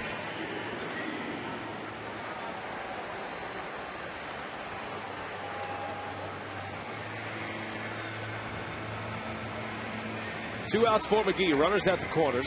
Brewers have had some opportunities tonight, but the only runs have come on home runs. Braun in the 1st and Edmonds in the 4th.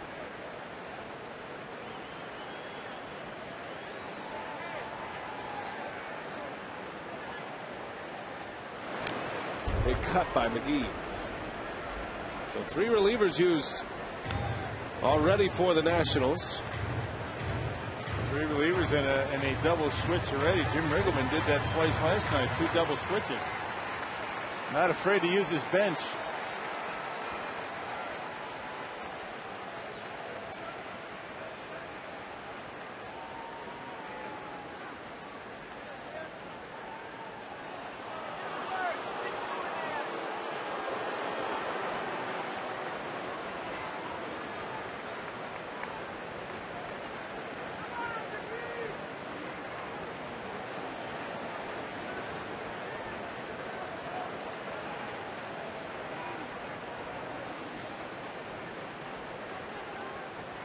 Well, time is called. McGee got a late timeout. Bautista was into his motion. Just because you call time as a player doesn't mean you always get it. It has to be granted by the umpire.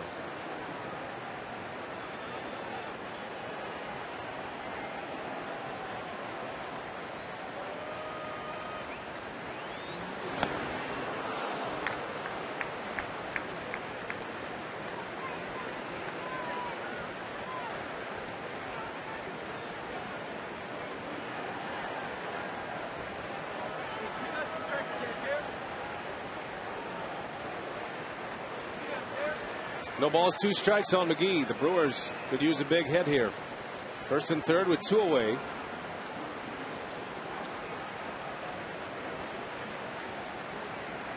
Ballister started the inning. Slayton faced 1 batter as McGee takes a ball. Hey, Batista first showed up in the big leagues, partner, in 1992. This guy's been around a while. Number of different teams. Actually pitched with the Expos, Diamondbacks, Blue Jays, Mariners, and now the Nationals.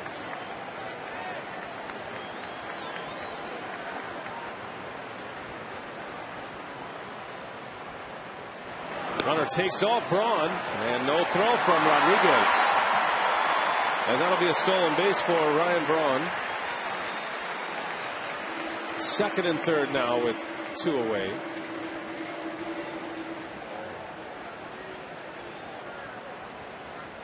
Braun now with 13 steals for the year. That leads the club. A base hit will score 2. Good jump, big lead, good jump, and no throw by Rodriguez.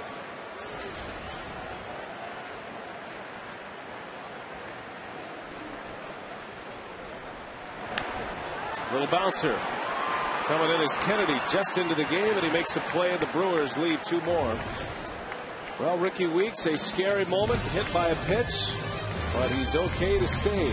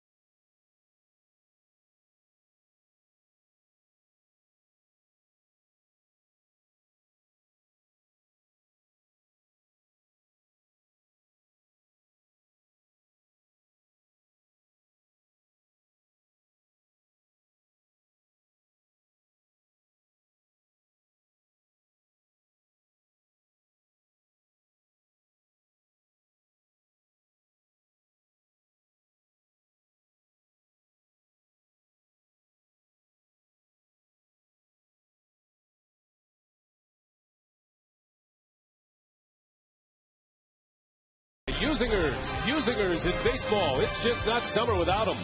And by the new Miller Lite Vortex bottle. Taste greatness. Back at Miller Park in Milwaukee. And the Brewers and the Nationals. This is between innings. Dale Scott, the crew chief, on the phone. And they're discussing the play that we discussed in the 5th inning that Rock rightly called as a run scored. Now, because the scoreboard had it at 2-0, as a base hit is delivered by Gonzalez. We just need to explain the situation here. First of all, the scoreboard had 2-0. You see now it is 2-1. It has been corrected. And our graphics are interfaced with the scoreboard. We obviously wouldn't add a run without the umpire saying a run scored. Neither would the official score, nor would the scoreboard personnel. Well, it's not up to the official score to determine, if a run is scored. That's the responsibility of the home plate umpire. Apparently, there was some confusion in the press box whether Carapazza actually pointed the run good, or I guess he assumed it was automatic. He didn't have to do that. But it wasn't a force out. Anytime you have a double play situation, it's not a force out, and a run crosses home plate, it counts. I was losing my mind in here. I thought I was, figuring there was some other rule book that I haven't read. Well, it was a bit frustrating to know the rule, and the rule is 4.09, by the way, if you like to get into the rule book. Right. And Bill Schroeder is about as astute on the rule book as it gets.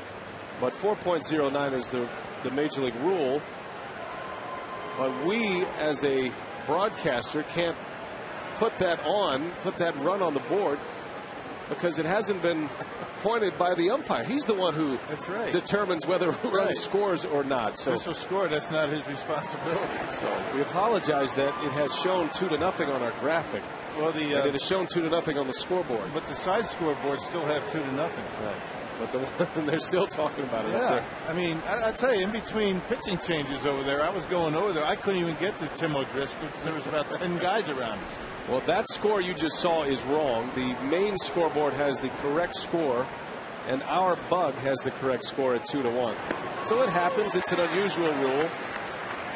We just want to make sure that you at home don't think we're holding something back from you, but we only go with what the umpire says. Yeah. So that one's got some work yet. It says 1-0. Yeah. All right. Yeah, I'm glad that things got worked out here because I was really confused. Well, I will say this, having watched the play develop, Edmonds makes the catch. It ends up as a double play, but the runner from third base scores the run, Josh Willingham. There was no pointing to home plate by Vic Carapazza because we are trained, just like an official score is, to watch that home plate umpire. That's what you do. When he counts it, you count it. Anyway, meanwhile, back at the ranch, the Nationals have 2 on in a 1-run game to start this inning. Kennedy comes up with a base hit.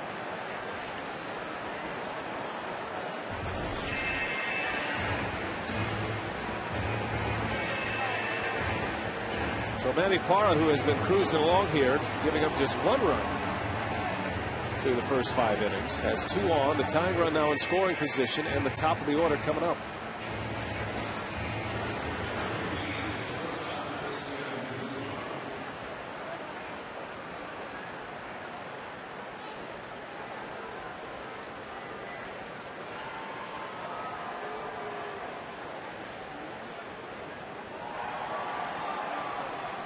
Christian Guzman with 2 on. The Brewers needing a double play. Guzman squares to bunt, takes a ball.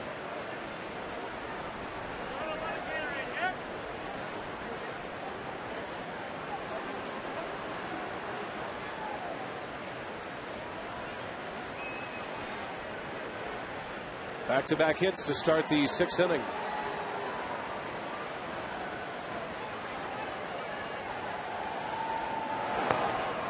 Down and in. 3 balls, no strikes. Check that. 2 balls, no strikes on Guzman. The other thing that is kind of perplexing about that whole thing with the score, why didn't anybody from the Nationals go out and question whether that was a run or not? Right. I mean, you see 2-0 on the scoreboard. You wonder, where are they? Why aren't they asking why didn't the runs count? Well, I'll be anxious. We don't get access to the umpires, but we can certainly find out from the crew chief, Dale Scott. Now, maybe in their mind, they had it as a run pointed. They're looking up at the scoreboard thinking, well, maybe something's wrong with it. I don't know, but it definitely was not connected between the umpires and the official score, which then would have connected it to the scoreboard and us. And how often do the umpires look at the scoreboard? Right. Probably very rarely. Bouncing ball, got a chance here. Got to hurry. Escobar to Weeks. Oh, and he fumbled the baseball. And Guzman is safe. Ricky could not find the handle. And the Brewers only get 1 out. It's amazing he can even see the baseball after getting drilled in the head. Ricky, one of the toughest baseball players I've been ever been around, and almost able to turn it. A little bobble at second base, and not able to get Guzman. He runs very well. There's nobody tougher mentally and physically than Ricky Weeks. Most guys are in the clubhouse right now. Fielder's choice for Guzman. And here's Roger Bernardina. Tying run at third base with 1 out. And look at that play by Lucroy. Boy, he's been in the dirt all night. And he knew he would be when he came to the ballpark. Manny Parra's out there. You're going to have to block some pitches, and especially important with a man at third base, obviously. But your pitcher has to know that you're going to block it. You can't take away his best pitch. saves a run right there and keeps the double play opportunity intact as well.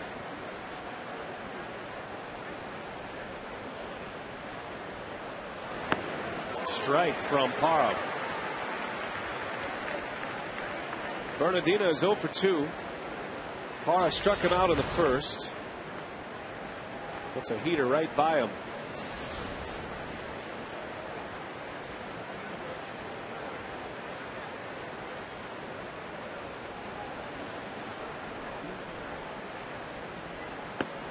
Another one.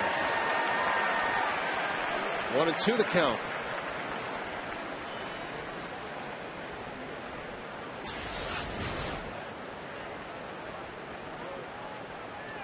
Yep, caught the inside corner. Lucroy wanted it away. Now you bury the split down in the dirt. Lucroy on his toes. The 1-2 and a swing and a fly ball to left. Braun makes a catch. Almost lost it in the lights, and that's going to score a run. So we are tied here at Miller Park as Bernardino, with a sacrifice fly and an RBI, drives in Gonzalez, and it's all even at 2. And Manny leaves one up in his zone, and Bernardino doing a nice job taking it to the opposite field. So back-to-back innings with sacrifice flies and a little bit of sun peeking in those glass panels along first base, and Ryan Braun had a tough time catching that one.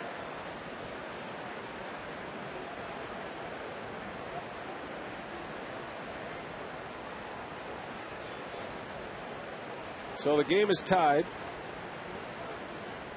And here is Ryan Zimmerman with a runner at first.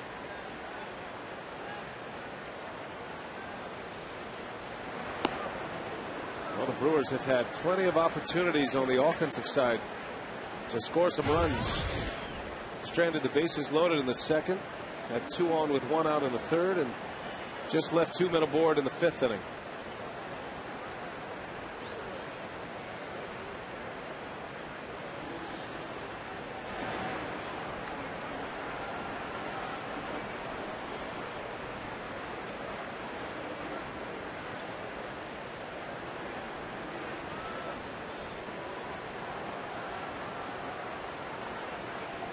Zimmerman tonight is 0 for 2, a couple of ground outs. Park could use one of those right here.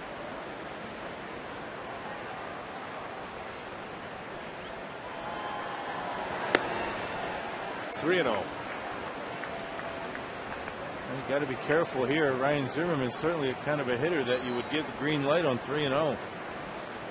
17 home runs for Zimmerman. Don't make a mistake.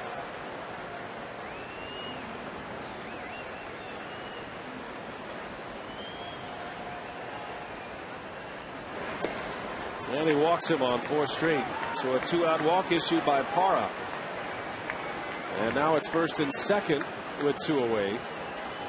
WMLW's got your Brewers postgame following tonight's game. The final out only on WMLW. With your Brewers postgame and your latest news about the Brew Crew. The final out tonight after the game here on MLW.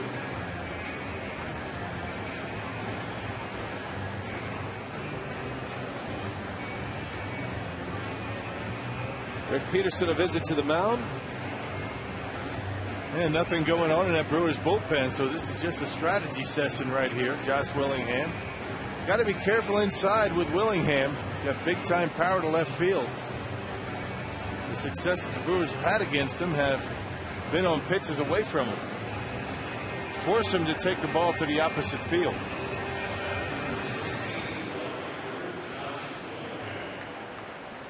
Well, a dangerous hitter coming up, Josh Willingham. He walked and scored in the 5th.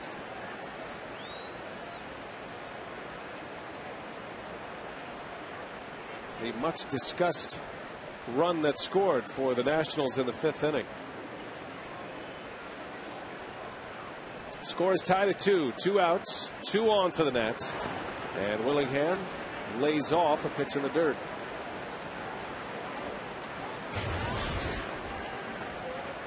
Willingham with 59 walks this year. He is 4th in the league in that category. Prince Fielder leads the league in walks to start the day at 63. So Willingham, a patient hitter. and also a home run hitter.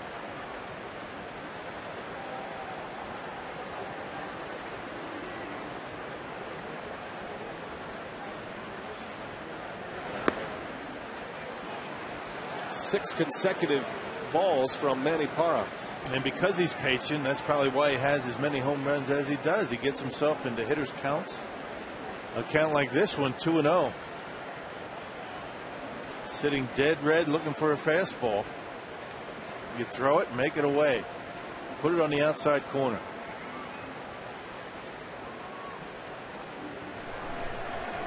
Carlos Villanueva in the bullpen. Well, a dangerous pitch coming up.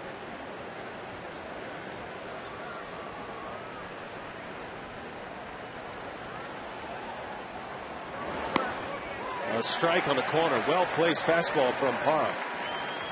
Yeah, no hitter is going to swing at that with a 2-0 count. Perfect. Good pitcher's pitch and a good pitch to take for Willingham. It's so important, those pitches that get you back in a count. Parra, for the most part, has had excellent command tonight, but this inning it's been a battle. 3-1.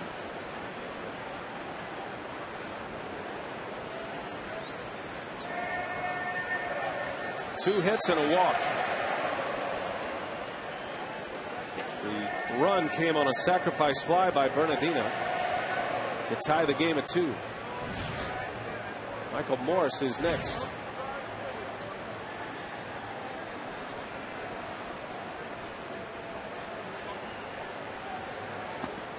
Strike on the corner. Went with an off-speed pitch. And the count goes full. 3-2 now on Willingham. And a little change-up saying, you know what, if I miss with it, I don't care. I'm not going to make a mistake to this guy. Problem is, you got Michael Morse on deck, who's been as hot as anybody for the Nationals. Yeah, Morse has 2 of the 4 hits. The runners will go. 3-2 the count. And it's in the dirt. And it's ball 4. So back-to-back walks. The bases are loaded with 2 outs. And Parra will face Michael Morse.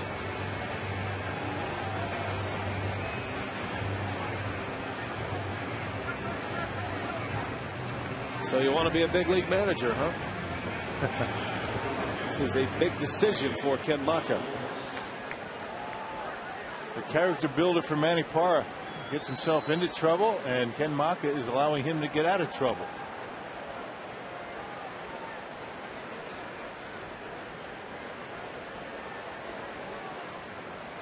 So Macha will stick with Parra. Bases loaded, 2 outs. And Morse cuts through a splitter from Parra. Another good block back there by Lucroy. You know, they always say when a catcher blocks a pitch in the dirt with a runner at third, it's like hitting a home run. Lucroy's hit, you know, maybe like 5 home runs tonight. He's having a good night. He's saving a lot of runs back there. Yeah. Well done. Get the glove down. Ball hits him right in the chest.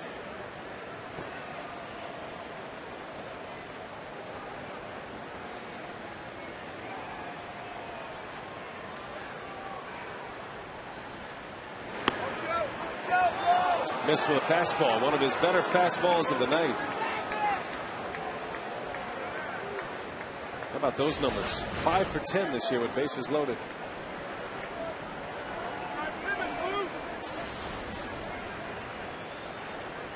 Morse with 2 hits. He had 2 hits last night. 2 home runs in last night's game. And 4 runs batted in.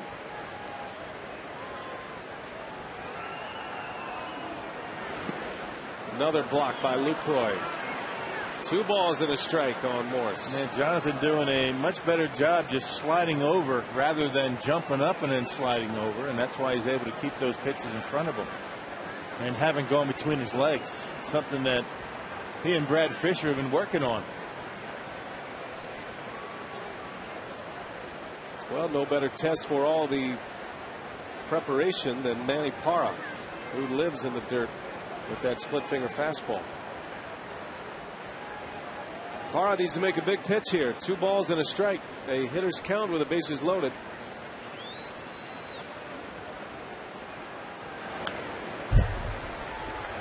Count even's got a fastball by him. It's still throwing well, 93 miles an hour up and in. Hittles will tell you when you're losing your velocity. As high as 95 tonight, and a curveball at 77.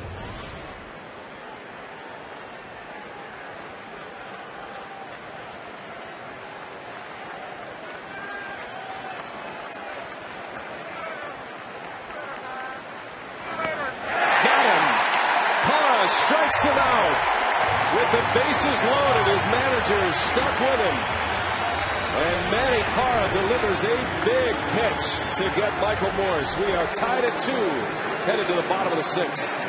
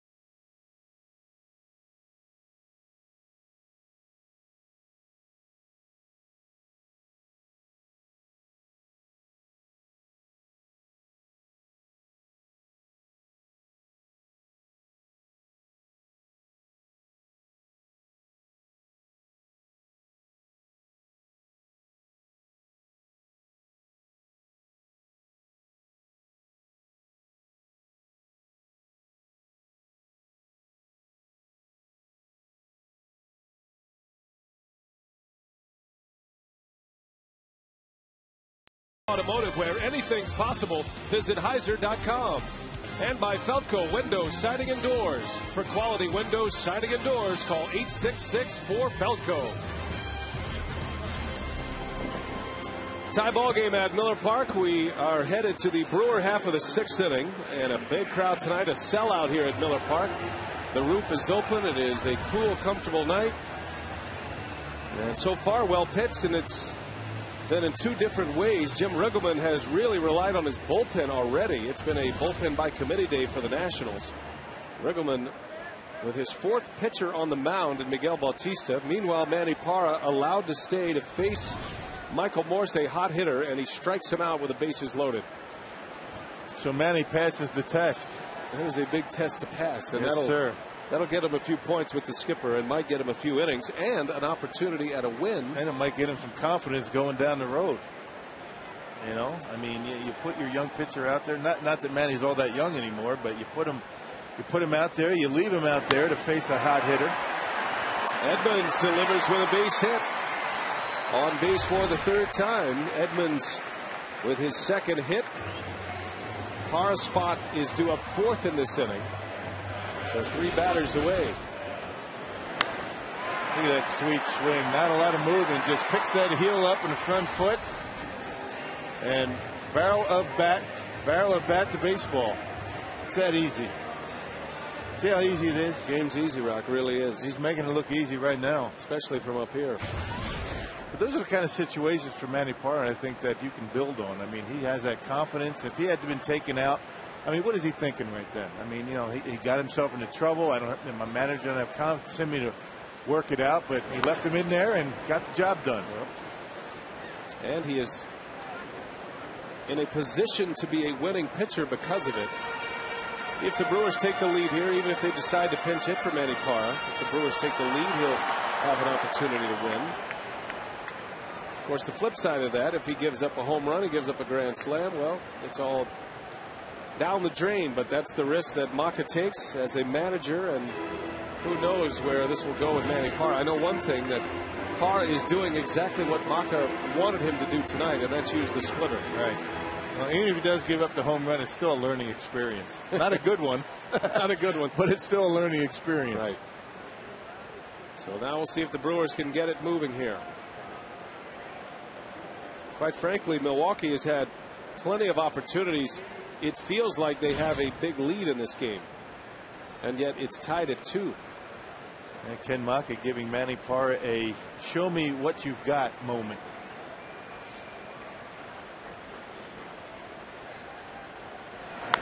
Escobar, that is a base hit. Over to cut it off is Willingham, and here comes Edmonds to third base. Escobar to second, and he is out at second. Escobar trying to advance, gets gunned down. And I think Escobar wasn't sure if Edmonds was going to go to third base. That's why I think he was a little bit hesitant when he rounded the bag. Once he saw Edmonds take off, he went to second. I wasn't sure if Edmonds was going to go to third base. He was playing possum around second. Escobar ends up being an easy out.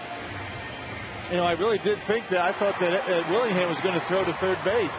There's the hesitation right there. Edmonds takes off, and it's a little bit too late. It's one of those situations when you hesitate, just stay put. Kind of looked like Edmonds didn't make up his mind to go to third base until he saw Willingham make a throw to second, or at least line up to throw to second base, and then he took off. Escobar tried to follow, and he gets gunned down. Watch Edmonds around second, and once he saw that, he took off to third base. He's not even in the picture yet. He picks his spots to run. So the go-ahead runners at third with 1 away. Nationals bring their infield in. And it's Jonathan Lucroy with a chance to put the Crew on top.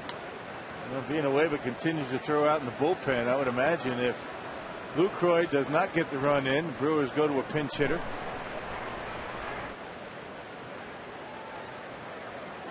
Actually, Manny might be done regardless.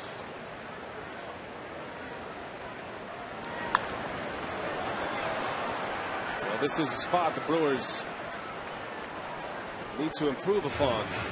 Cashing in and situational opportunities when you don't need a hit to score a run. Parra in the on-deck circle. Craig Counsell back in the tunnel is available.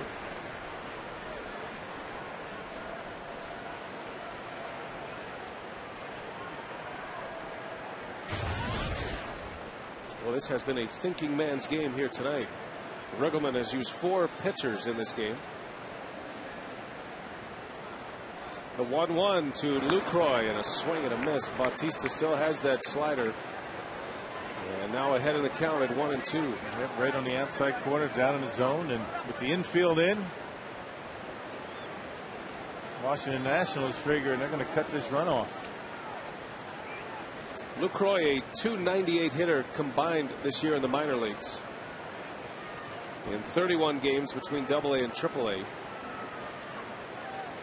In the big leagues this year, he's hitting .282. Gomez also available to hit. Skips away. How about that play from Rodriguez? Nothing to it. A little scoop that saves a run. A little backhander. Not many can do it. Sometimes you get lucky, and I think Pudge got lucky that time. So much for moving your feet, right? When you have those hands, you just scoop it. I think that one would be a tough one to get in front of.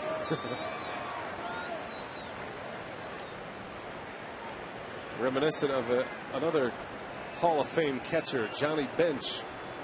How he would scoop them. 2-2 to Lucroy. Yeah, Johnny's so good at doing that. He ruined a lot of young catchers. That's right. And he infuriated a lot of managers and scouts. Boy, he never missed, though. And Ivan Rodriguez doesn't miss many either. I'm sure he missed on occasion, but it was all those 2- and 3-run home runs that made you forget a little easier. Yeah.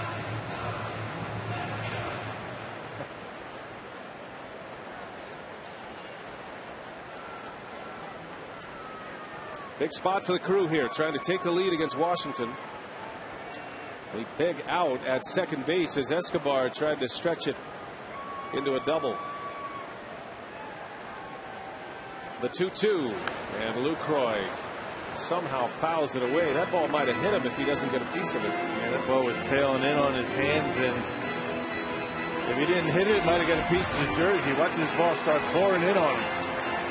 Look out.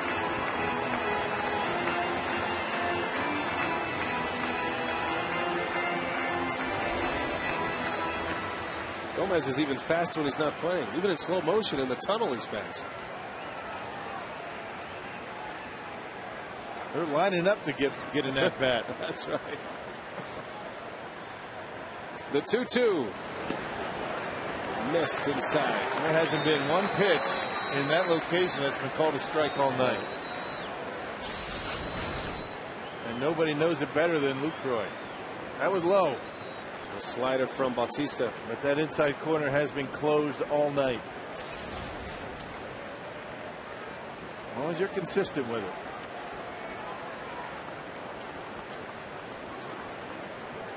Lucroy's been in the big league since late May. Up in a big spot here in the 6th. And he delivers. That one is well hit.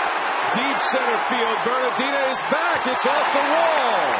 Edmonds will score as Lucroy is in with a double. And the Brewers have a 3-2 lead in the 6th inning.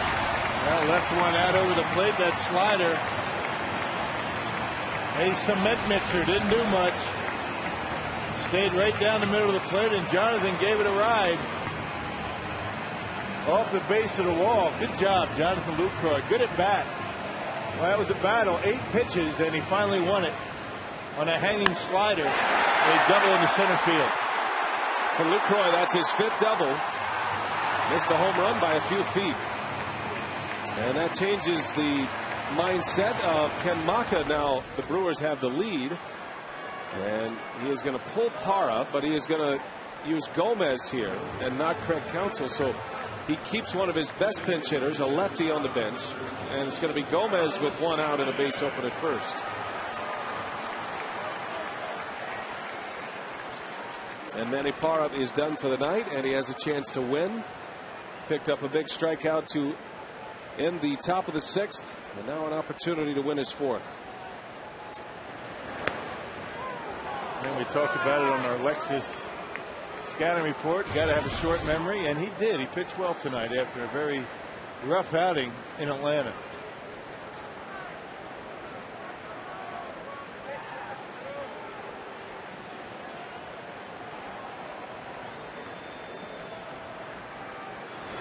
Ken Maka doesn't even want to look. Edmonds hobbling back into that clubhouse. Roger Cotton, they were following him in there, and Ken Maka said, "Don't tell me you can't go out there." With Corey Hart already injured, not on the disabled list, but unable to play. So perhaps Gomez will stay in and play defensively. We'll see. Little flare. Long run for Gonzalez, and he makes a basket catch in fair territory. For a guy who's never played first base, he's looked pretty good over there. So 2 outs. Back to the top of the order. Our Miller Lite What's on Tap. Back on Fox Sports Wisconsin the next 3 days. Tomorrow's a matinee against Washington, and then the Reds come to town Monday. Miller Lite What's on Tap. Tomorrow it'll be Dave Bush for the Brewers against Ross Detweiler. Coming back from injury. He is back on the mound tomorrow for Washington.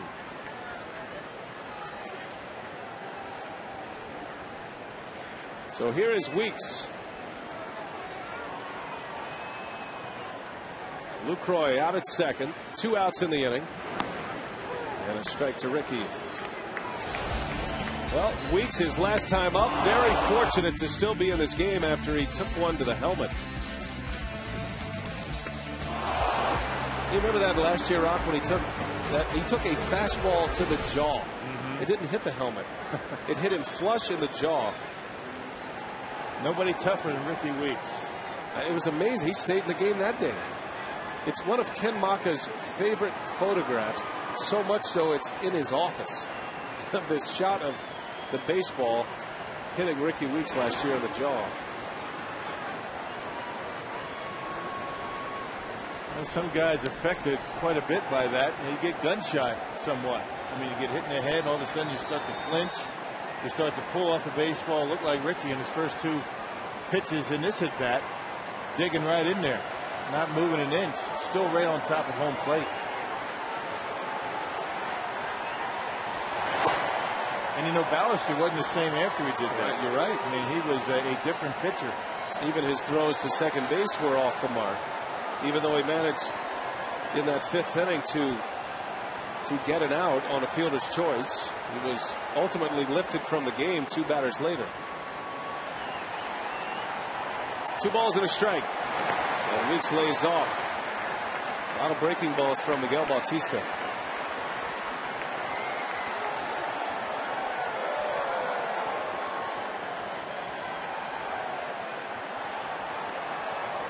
Weeks is 0 for 2.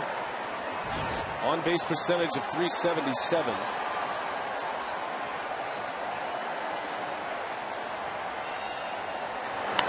And he hits that one into center. That is playable for Bernardino. The inning is over. But the Brewers get a big run. Jonathan Lucroy delivers. With 2 strikes, he goes deep to center and a double that gives the Brewers the lead as we head to the 7th inning.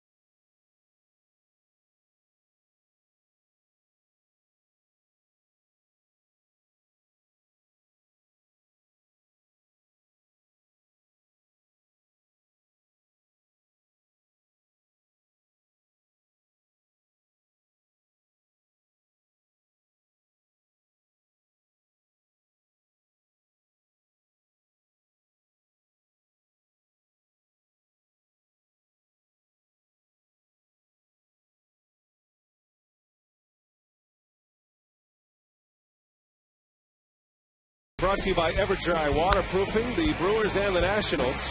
Jim Edmonds makes a great catch. And it does lead to a run on ended up being a double play, but the run was able to score on Desmond's fly ball to center. And a sacrifice fly and an RBI for Desmond. That was the first Nationals run. That made it 2-1 at the time. And that play, which was ultimately reviewed, they didn't put a run on the board right away, and it was an inning later they finally added the run. Then the game was tied at 2 apiece, and then the Brewers took the lead 3-2 in the 6th. But that play rock by Edmonds has taken him out of this game. A tight right Achilles, so Gomez stays in to play center, and Edmonds is out, and now Ken Macha is 2 outfielders short on his active roster. Carlos Villanueva is on to pitch, and now trying to protect a Brewers lead once again. 3-2 Milwaukee on the Lucroy double.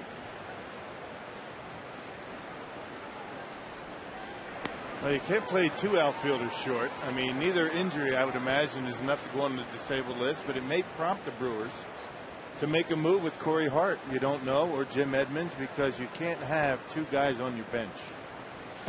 And that's what the Brewers would end up having.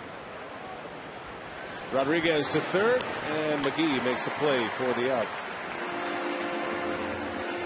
I remember Joe Girardi was talking about a 7-day disabled list and talking about the promise of that, something he'd like to see discussed. Bud Selig does have a committee that discusses all things related to the game, both on the field and off the field. And Girardi's kind of making a push at a 7-day DL. You know how many pitchers would be on the 7-day DL? I don't agree with that. How about a position player DL for 7 days? I'll go for that. But, starting pitchers, throw them on a DL, guy's struggling. Well, you bring somebody up. I mean, come on. Little plantar fasciitis. How about a 3-day DL? I think 15 days is perfect. I mean, that's 2 or 3 starts for a starting pitcher. Right. That's a number of games. I mean, you have to really be sure if a guy is hurt to throw him on the disabled list. And I think that's part of the tough decision making that goes on in the game regarding your roster. Well, part of the competitive balance in the game is figuring out who's available to play, and in the National League especially, the risk that's involved when you don't make a move with a guy like Corey Hart to go on the disabled list, and you play a man short basically. You know you're going to have a 24-man roster. Doug Davis is on the disabled list. That was an easy one for the Brewers after he cited the elbow injury. I think it's a lot easier for pitchers than it is position players to make that decision. Right. For example, I think Giovanni Gallardo, had there been a 7-day DL, would have gone on that one. But they went ahead and said, look, 15 days, give him an extra week. Right. He'll be 100% when he comes back. I think 15-day DL is perfect. I mean, it's been that way for I don't know how long they started that, but it makes those decisions very difficult. Now you start messing around with a 7-day DL. I think it's going to. I think teams are going to abuse it. Find loopholes in a 7-day DL. You starting pitching and you're pitching a reliever. Reliever throws 3-4 days in a row. Yeah, you put him on a 7-day DL. You don't do that with a 15-day.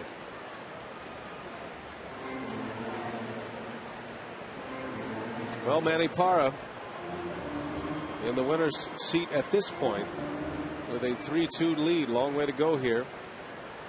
Parra goes 6 innings, gives up 2 earned runs on 4 hits.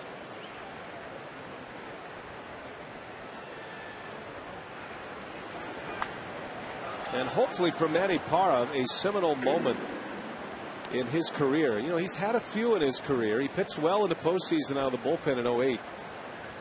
But the strikeout of Michael Morse with the bases loaded, that would be a spot normally he'd be lifted from the game. Maka stuck with him. He strikes him out.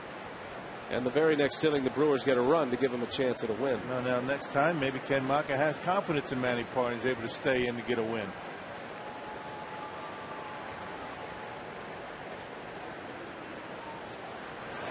Willie Harris takes a call, strike 3. Villanueva burns off the edge. You can't walk it across home plate any better than that. Hey, for just $25, get 2 Terrace Reserve tickets to select Brewers Fair Friday games and 2 adult State Fair admission tickets. Good any day through the Fair's 11-day run, August 5th through the 15th. For details, call 414-902-4000 or visit brewers.com/State Fair today. All right, 2 outs. Here is Alberto Gonzalez. 1 for 2 tonight. He scored the second run for the Nationals as well. And he waves at a breaking ball.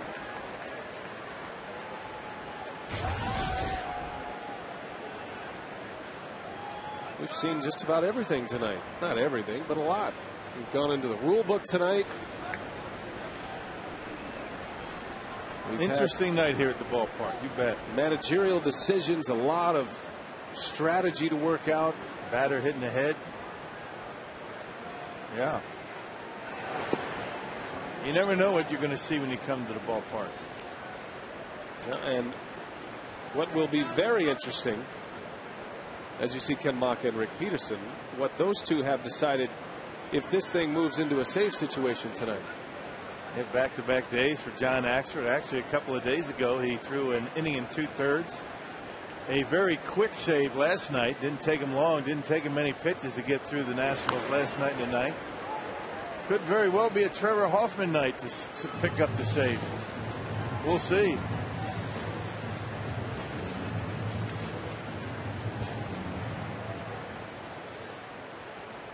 Well, Villanueva trying to keep that Brewers lead.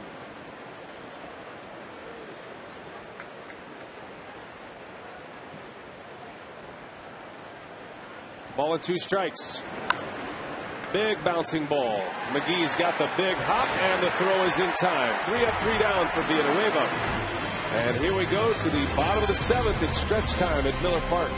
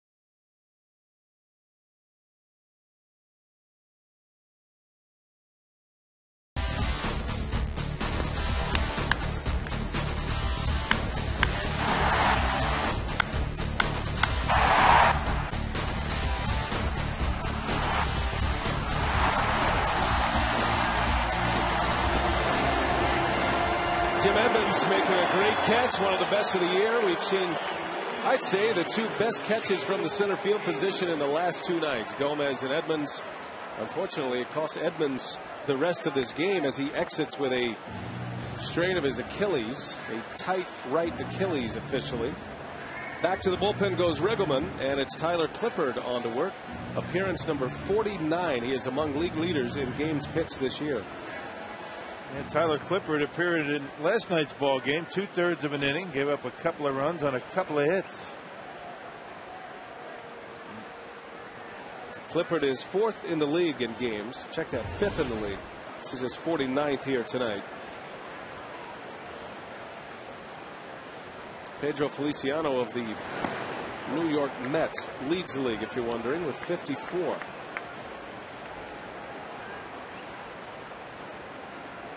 Three to 2 Brewers. Joe Englund leads off. He has 2 hits, a triple and a single. And the Brewers lead it by a run in front of a sellout crowd here at Miller Park tonight.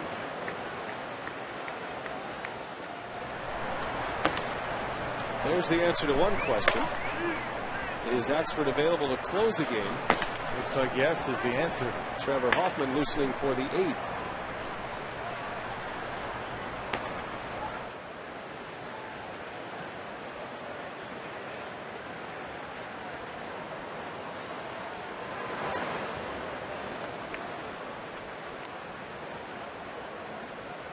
Joe Englund getting the start in right field tonight for the injured Corey Hart.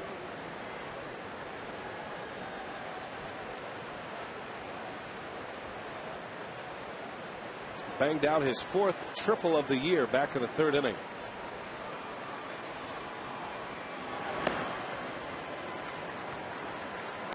The Brewers acquired Englund off the waiver wire, and he went to the Texas Rangers. He was bouncing around on the waiver wire this winter, Rock. He went to the Rangers from the Blue Jays this offseason. He was taken off the Blue Jays 40-man roster. The Rangers claimed him and had to put Englund on the major league roster. And then Texas signed Khalil Green to play shortstop. So that made Englund available. The Brewers quickly snatched him up. He's been a terrific player for the Brewers this year. It certainly wasn't a lot since to make the club out of spring training. He played pretty well. The fact that he could play all over the diamond, he could play short anywhere in the infield, and certainly has been capable of playing the outfield. He's played right field a number of occasions this year, handful anyway. His best position is second base, but is by all means a utility man as England swings and misses. Down he goes on strikes. So Clippard with a strikeout to start the 7th.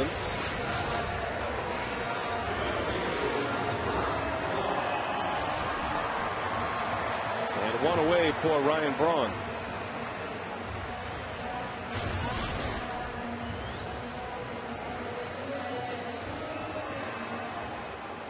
Ryan homered in the first, number 16 of the year. Put the Brewers on the board. He hit a long home run into right center field.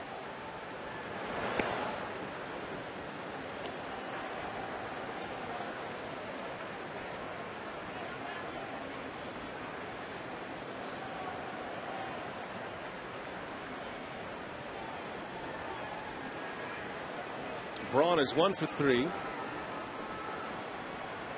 Has a stolen base tonight as well.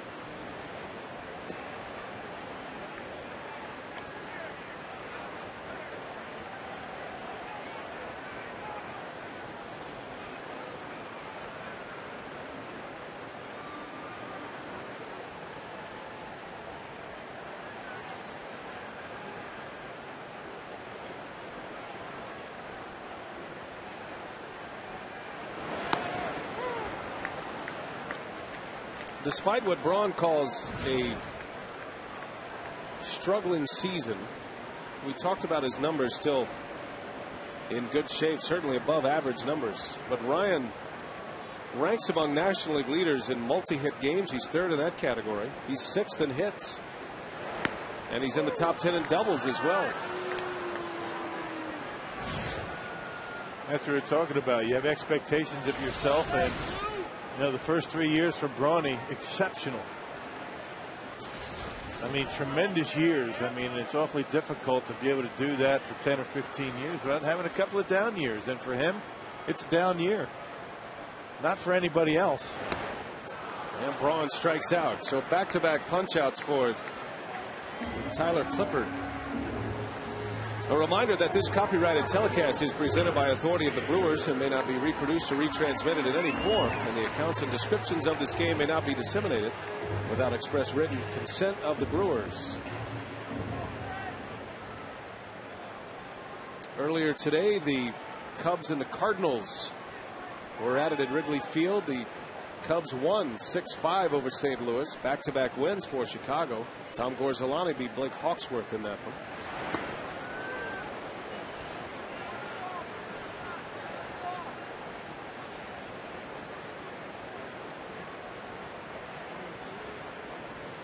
Cardinals began the day at the pole position in the National League Central. Cardinals are red hot before, you know, the Cubs beat them back-to-back days. Won 9 out of 10, but the Cubs have been able to play some pretty good baseball. Cincinnati started the day just a half game back of St. Louis. Cincinnati in Houston tonight. That game has just gone final, and the Reds behind Johnny Cueto shut out Houston 7-0. So the Reds are back in first. This fielder goes down the line. That is slicing foul in the seats. The fielder never left the batter's box. He had it all the way. You can tell when you hit him. 94, that last fastball by Clippard.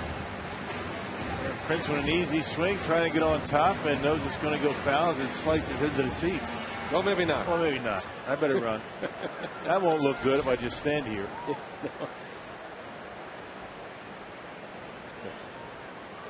So it's 0-2 on Fielder.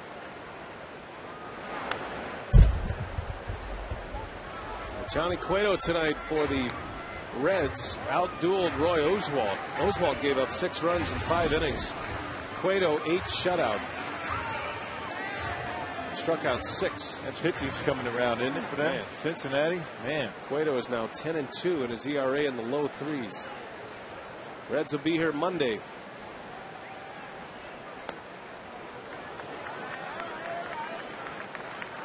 Edinson Volquez is back for the Reds. Mike Leake, terrific rookie pitcher. Volquez pitches Tuesday here. Arroyo, Volquez, and Travis Wood. Travis Wood is an excellent young rookie lefty.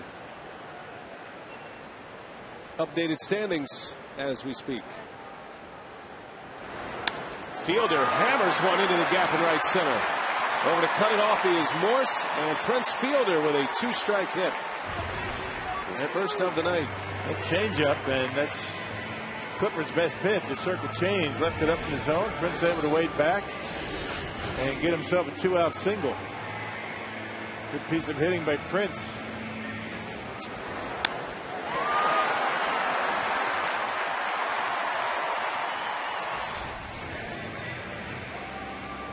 Fielder aboard for Casey McGee.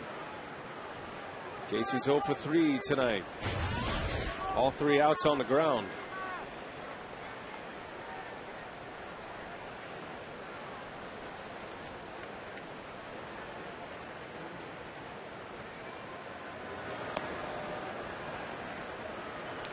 The Mets and the Dodgers went 13 innings today.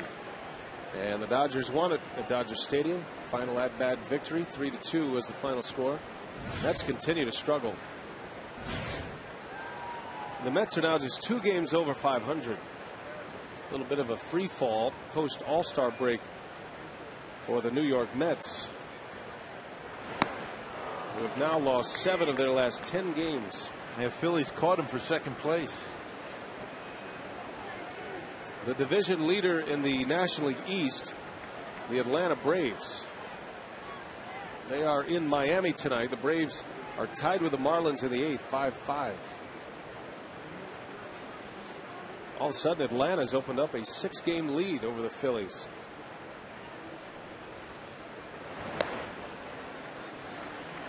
That's still going to be a race when it's all said and done.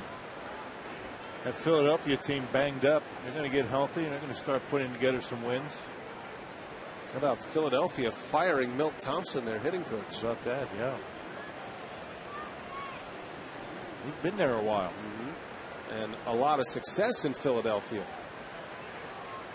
3 consecutive postseasons, a couple of World Series berths as well. One of the best offenses in baseball, and you get some guys hurt, all of a sudden your hitting coach is sent packing. How's that? The hitting coach. You don't have Utley. No Rollins for much of the year. Right.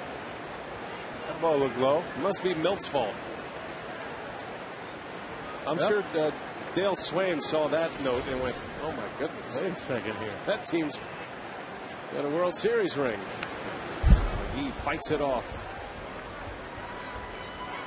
Greg Gross took over as the hitting coach for the Phillies. Phillies won, by the way, tonight. They beat the Rockies 10-2.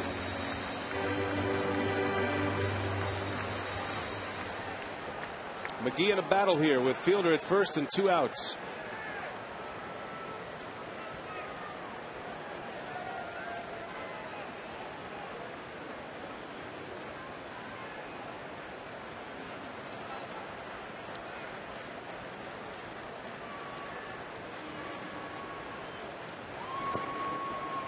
Full count, good take. Casey McGee has a connection with Washington's third base coach, Pat Listash. He played for him in the Cubs organization. Listash was his manager in Double-A.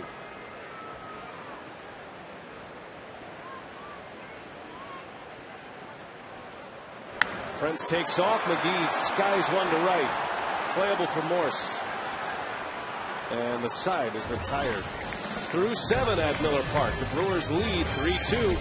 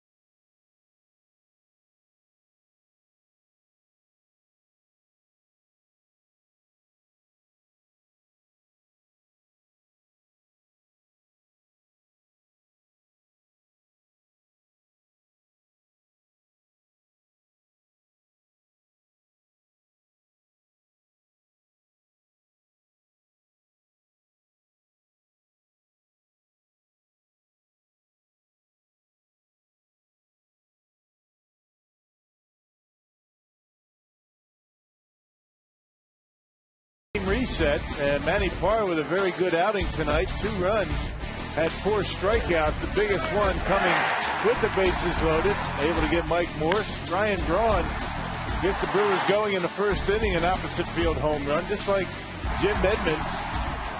Edmonds with a home run. Joe England with a triple, his 4th of the year. There's that Edmonds home run, and he saves a run at least with a great catch. A run would come across the score. How about the catches in center field last couple of nights? And Jonathan Lucroy's double gives the Brewers a 3-2 lead as we head to the 8th. Beautiful night here in Milwaukee. The roof is open, and it's going to be Trevor Hoffman for the 8th inning. We thought perhaps Hoffman might end up in the closer's role tonight with Axford going back-to-back games, and an inning and 2/3 in Pittsburgh 2 days ago. But obviously Axford is good to go tonight. So here's Hoffman to set up for him, and there's strike 1 to Adam Kennedy.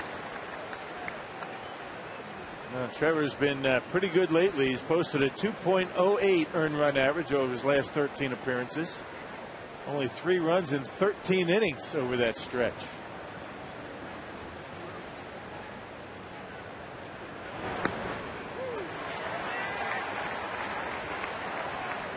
The fastball's been very good on the corners, and that changeup back to the old Trevor Hoffman. Here it is right here.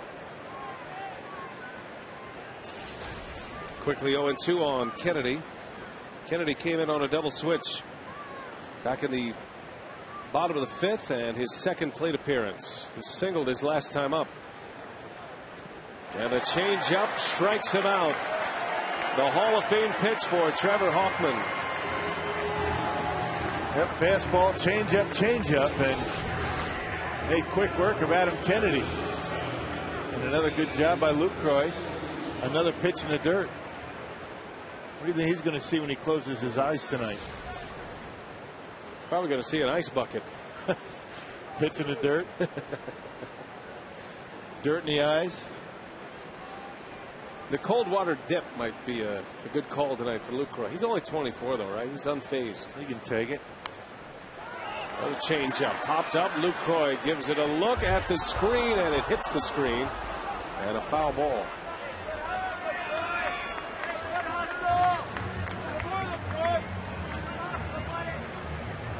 You know, the more I watch Lucroy, the more he reminds me of Kendall, Jason Kendall.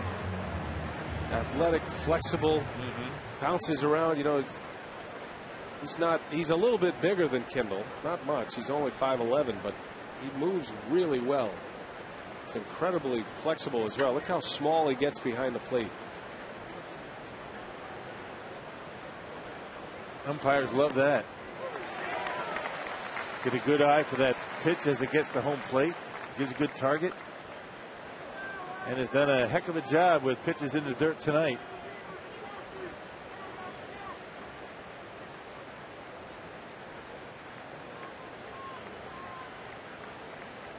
Coming back with a fastball at 0-2.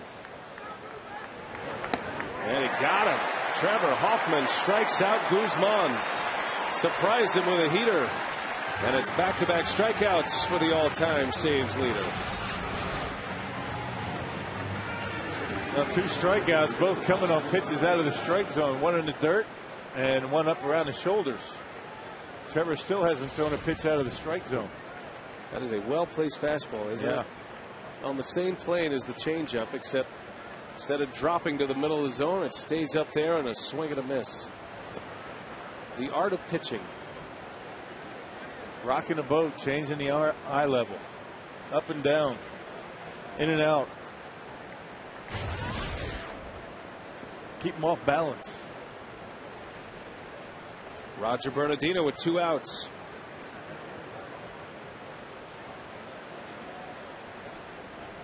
Brewers lead by 1. It's 3-2. Took the lead on a Lucroy double. He banged out a double with 2 strikes back in the 6th inning. Hit it off the center field wall over Bernardino's head. And it scored Jim Edmonds. Hoffman tried to protect it.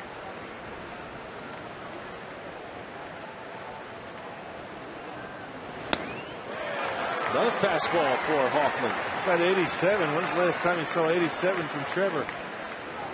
He's oiled up. He's feeling good tonight. Here it is. Hit it. 2-0. Gets it right by him.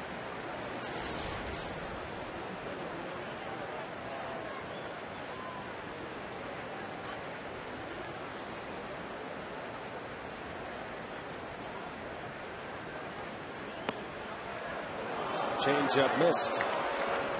3 balls and a strike. Ryan Zimmerman would be next. They'd like to get the call, but you don't want to change up there. Those are the ones that go out of the ballpark. Bernardino with 6 home runs and just 208 at bats. Pretty good ratio. And he rips that one to center field. Gomez is back, and he's got it. Carlos Gomez runs it down. And Hoffman, a 3-up, 3-down inning with a couple of strikeouts. The Brewers still leading 3-2 as we head to the bottom of the 8th.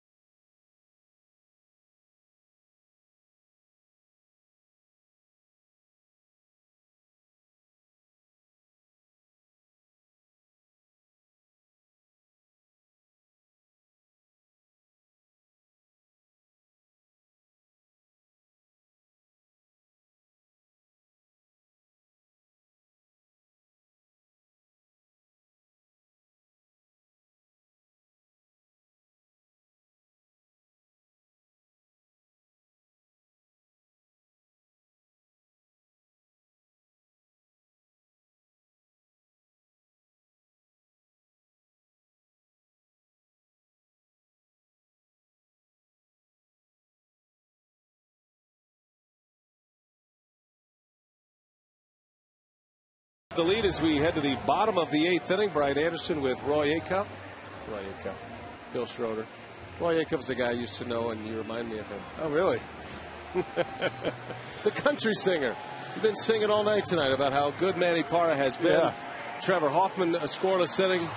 We've got a scoreless inning from Villanueva. Now it looks like we're set up for possibly another appearance by John Axford. Yeah, the Axeman, an inning and 2/3 a couple of days ago. A really crisp 3-up, 3-down night last night. And, you know, everybody's squawking about the starting rotation. Last time through, that starting rotation wasn't very good, but these guys starting to throw the ball good again. Craig Counsell will pinch hit in there for Trevor Hoffman. Who's that friend? What's his name? Roy Acuff, the famous country singer. Oh. You know, he stuck by his guns. Earlier today, you made a very good point. You stuck by your guns, even though it didn't show up on the scoreboard until 2 innings later. And you were proven right, my friend. Yeah. I was a little sweating that one out. Pudge Rodriguez makes the catch for the out. And I thought maybe they slipped in a rule, you know, in the last couple of days that I wasn't aware of. But, yeah, they got it right. Yeah. And you had it right from the get-go. I'm proud of you tonight, partner. You hung in there. You hung tough when they were all coming against you. Well, they can't waver. I still said it was a run after how long they had a 0 up on the board. Seemed like forever. Man, I'm saying it's got to be a run. That was back in the 5th inning. And if you weren't with us, it's an interesting play, moment, unusual play in that it was a 1st and 3rd situation with 1 out. There was a deep fly ball to center. Edmonds makes a great catch, an unbelievable catch. You'll see it all over the highlight reels tonight. And the runner at third tagged and scored, but on the same play, the runner at first never stopped. So he ended up being doubled up at first base. After the run scored. So after the run inning. crossed home Right. plate. Yeah, and that's a run because it's not a force out. And it's Rule 409. And at the time, you know, Bill stated that the run will count. We went to break. We come back. Still no run on the board. We go another inning. Still no run on the board. And again, we explained it that the umpires never really plated the run, so it never got to the official score, which never got to the scoreboard, which of course never got to us. So I'm sure there were many confused as we're saying it's 2-1 when the scoreboard still says 2-0. Right. That was earlier tonight. And you know who you can thank for clearing up the mix-up? Tony Miliaccio. You see, he got the umpire on the cell phone and cleared everything up upstairs. Tony does it all. Well done, Tony. Now that was the other part of the story. 2 innings later, the crew chief, Dale Scott, actually went to the dugout on a cell phone and made sure he got it right. Then, of course, there had to be a public announcement. No press conference was ordered. But they added the run finally, and my partner Bill Schroeder, yeah, stopped sweating. was validated. Analysts, you don't want to be messing up the rule book. I mean, that's what you're here for. I was kind of worried a bit, but it all worked out well. I will sleep comfortably tonight.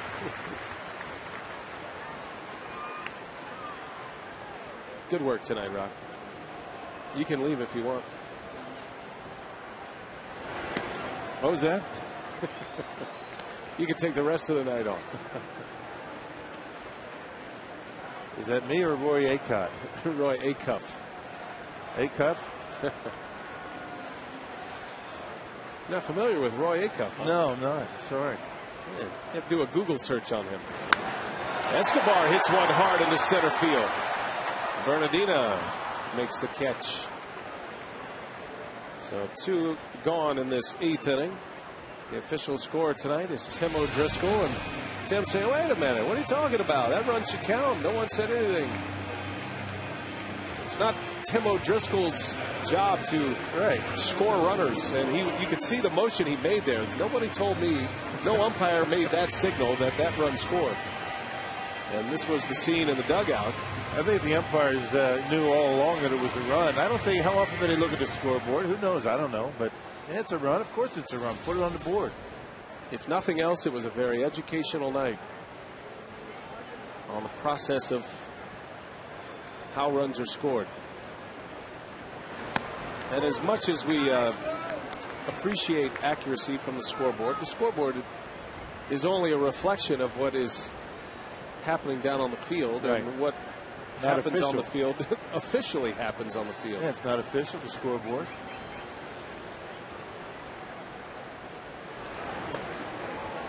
The only way that run would not have scored, would not have counted, if the out at first base was made before Willingham stepped on home plate. Or if Willingham never tagged up. If he wasn't watching what was going on, didn't know if the ball was caught, if he ran to first base without tagging up after the catch, it wouldn't have been a run. But we saw clearly that Willingham did tag up.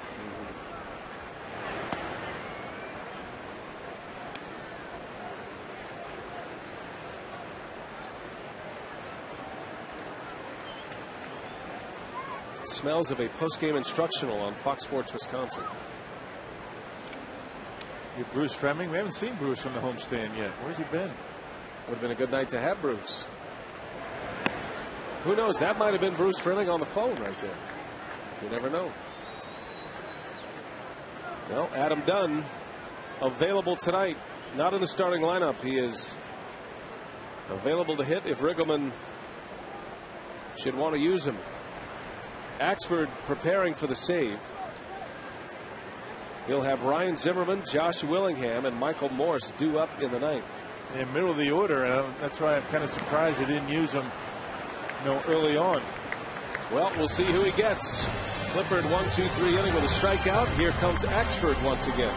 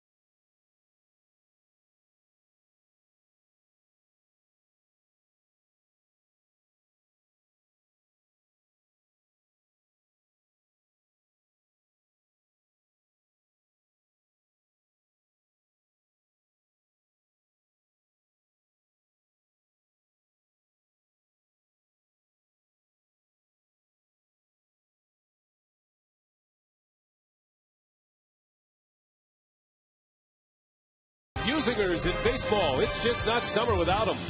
And by the new Miller Lite Vortex bottle. Taste greatness. John Axford on once again, his third consecutive night, a save opportunity. We had a chance to talk to John Axford about how he's doing in that closer's role and how he relates to Trevor Hoffman. I feel great. It's great knowing, that we have Trevor Hoffman too. He's helped me a lot along the way. I think since he's out there, I want to try and do the best job that I can because he's the greatest closer of all time. I want to do well by him. So that's one of my, my biggest things that I want to go for right now.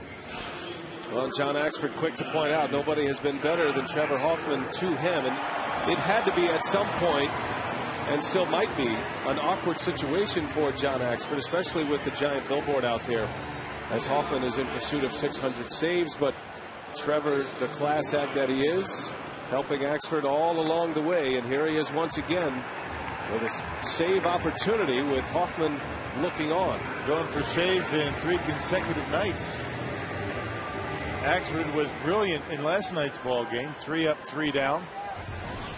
Pounding the strike zone once again with a fastball. He will certainly earn it tonight. It is 3-2. The Brewers by a run in the middle of the order coming up for Washington. Zimmerman sends one into the seats. Foul territory. Axford, a strike throwing machine with electric stuff. He got the final 5 outs in Pittsburgh on Thursday and made it look easy.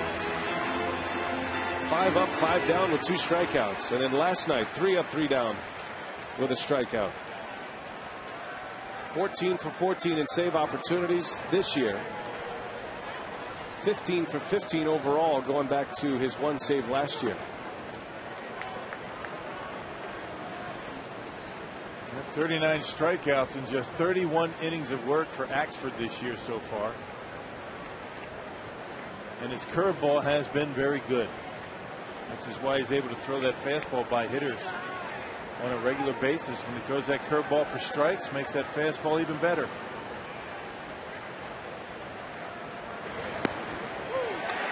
On the corner, a strike called. That's what I'm talking about right there. You got Zimmerman, who thinks, all right, this guy throws 96 miles an hour. Here comes a fastball, but he puts a breaking ball right on the outside corner. Unhittable.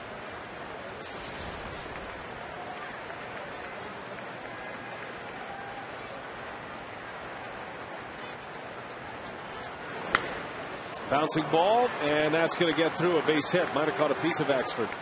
Yeah, left that one up in the zone. So a leadoff single for the Nationals, and the tying run is aboard in the 9th. It's all about locating that pitch and putting it where you want. On a 1-2 count, left it down the middle, a little bit up in the zone. Yeah, caught a piece of his back.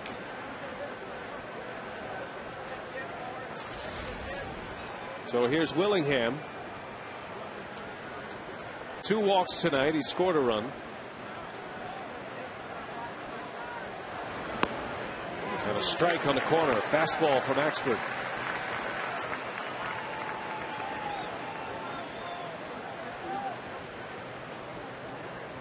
Pitching in 3 consecutive games is one thing.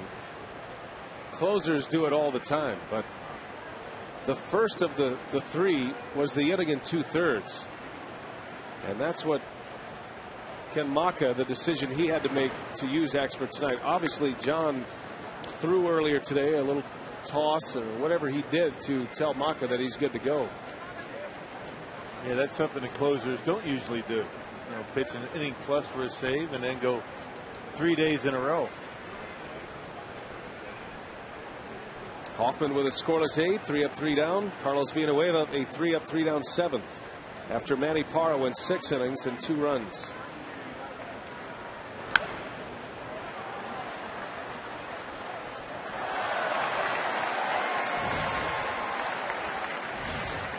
Michael Morse is on deck. Remember, Adam Dunn is still available.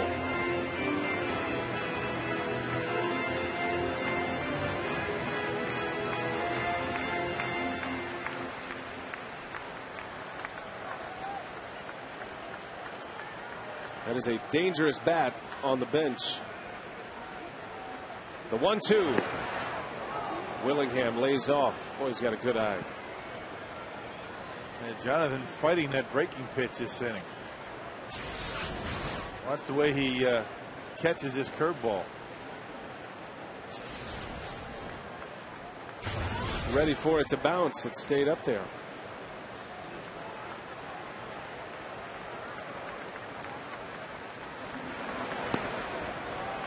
Full count. That's his best fastball of the night. But he misses, and now 3-2. And do you send the runner here if you're Jim Riggleman? Knowing Willingham has a great eye and will take ball 4. They better not take strike 3, because Zimmerman doesn't run all that well. I mean, he's not a base burner. And Axford, though, slow to home plate. He stays put, and a line drive to left, a base hit. So John Axford has given up back-to-back hits, both with 2 strikes. 2 on, nobody out. And it's going to be Michael Morse. Ordinarily a bunting situation for the Nationals, but I doubt they're going to do it with Morse. Morse is going back. Another fastball in. That guy crushes fastballs. Inner half. Everything he hits is to left field. Against the Brewers anyway. Morse getting pinch hit for it. And it's not exactly who you thought it might be. It's not going to be Adam Dunn. It's going to be Nyjer Morgan. That's because Morgan's probably going to go up there to bunt. Try to advance the runners. And then you might see Adam Dunn. Although if Dunn comes up. Well, you got the pitcher spot is 7th. You got Ivan Rodriguez in the 6th spot. All depends on the success of this bunt. Unlikely to hit for Rodriguez. Well, you're assuming he's going to bunt, but that's the only reason really you would think he would pinch hit for Morse. He's been swinging the bat well. Yeah, Morse with 2 hits tonight. Lifted from the game. 1st and 2nd, nobody out. Here's Nyjer Morgan. 9 sacrifice bunts this year, Nyjer Morgan. And one of the fastest players in baseball.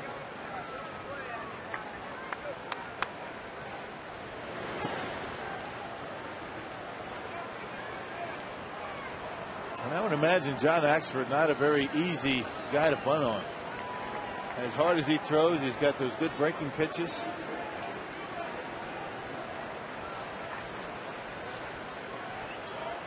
What Axford could use most right here is a strikeout.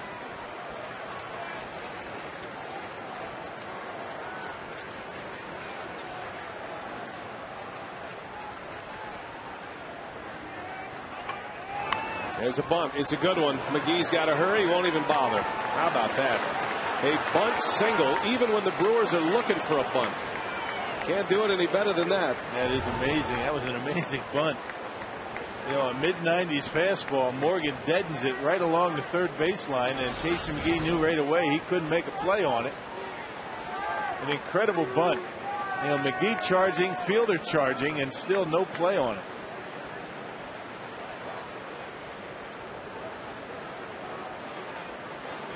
Perfectly placed. And now Axford and the Brewers in big trouble. And that changes the thinking for Riggleman. Because the bases are loaded, he is going to send up his big slugger, Adam Dunn. 23 home runs. He has 1 home run off the National League lead held by Fielder. He strikes out a lot, but he hits a lot out of the ballpark as well. You got the pitcher's spot on deck with only 1 position player left. That's the backup catcher. And there he is coming on the on-deck circle. Dunn in the air. Right field. Inglet, a below-average arm, gives way to Gomez, who throws the ball much better. And the throw comes in, and the tag, and he's safe at home. Zimmerman just gets by Lucroy's tag. And here comes Maka. What a throw from Gomez and a close play at home plate. And a good decision. Good job by Gomez taking that fly ball. He got Inglet who's not very used to being out there. A much better throwing arm for Gomez. He takes it, and it was very close at home plate. They looked initially like it was going to be Inglet. Gomez doing a nice job. Gets his momentum going. And a one-hop strike. And a pretty good slide. Pretty close, but Karapazak calls him safe. Excellent throw by Gomez. And he looks safe. Yeah, that's a good call, it looked like, from there. Got the foot in there. Now appeal to third base. Did he leave early? Why not? Take a shot at it. The other two runners advanced as well. This game is tied at 3. And the first blown save for John Axford.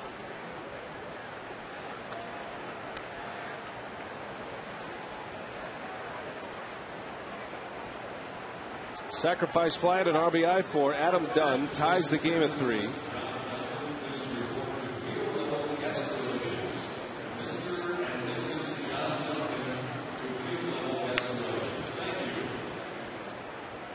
Axford's first blown save in the big leagues.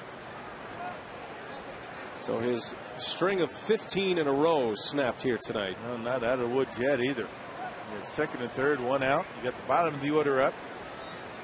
And the last available position player at the plate for the Nationals. Will Nieves will bat.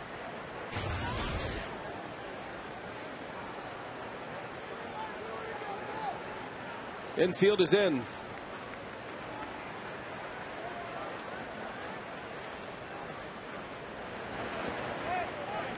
Lucroy, another block. And be alive for the squeeze here. You got Nieves. He's a 185 hitter. 11 RBIs so far this year. Probably a fastball situation after falling behind 1-0.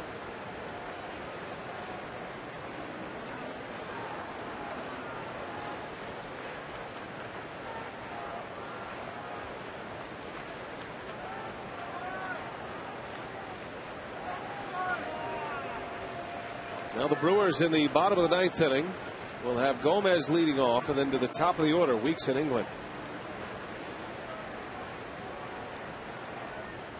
And Axford in a battle to try to keep it at a 3-3 tie. Needs a strikeout here.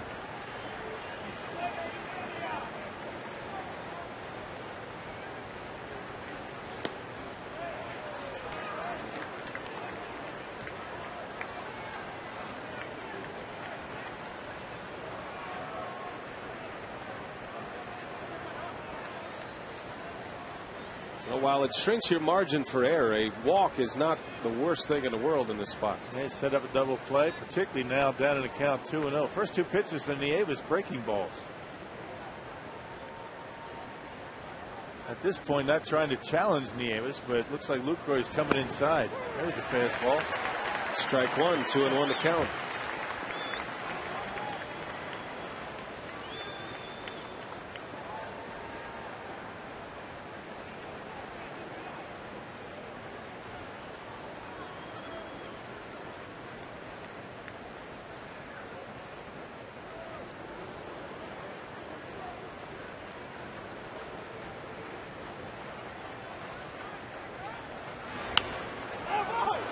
Shallow right, England coming on. He's got it. The runner tags. Here's the throw to the plate. The runner stops. Good thing, huh? Well, the Brewers catch a break there. Willingham started, then stopped. The throw was way up the line. Willingham would have scored easily, but they don't take the chance. And now Axford a chance to get out of this inning. A tough play for Joe England. He's coming in hard and has to right himself and make an accurate throw. Hasn't done it too much. Not as easy as it looks. Being accurate, getting rid of it quickly, and that's not even close. And very fortunate for the Brewers that Willingham went back to third base. He would have scored easily. So 2 outs, still tied at 3. And it's Alberto Gonzalez.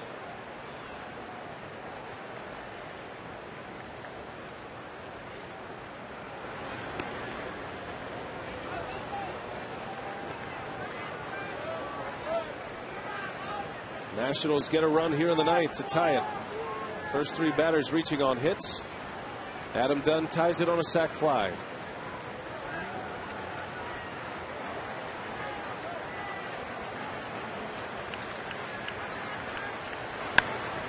Out to Weeks.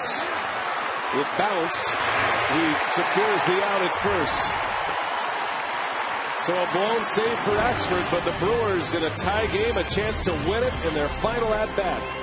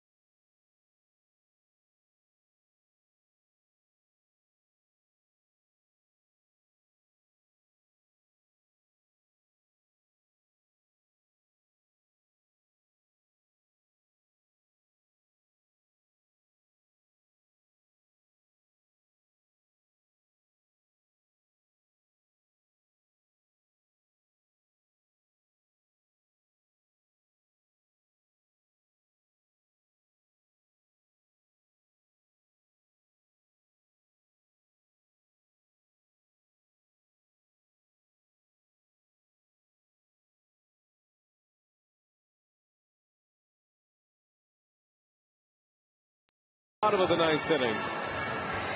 Sacrifice fly and an RBI from Adam Dunn ties this game. Drew Storen, a hard thrower, is on to pitch for the Nationals. Coming out of the draft last year, already in the big leagues. Not the publicity that Steven Strasburg has gotten, but Storen is by all means one of the best prospects coming out of that National system quickly to the big leagues.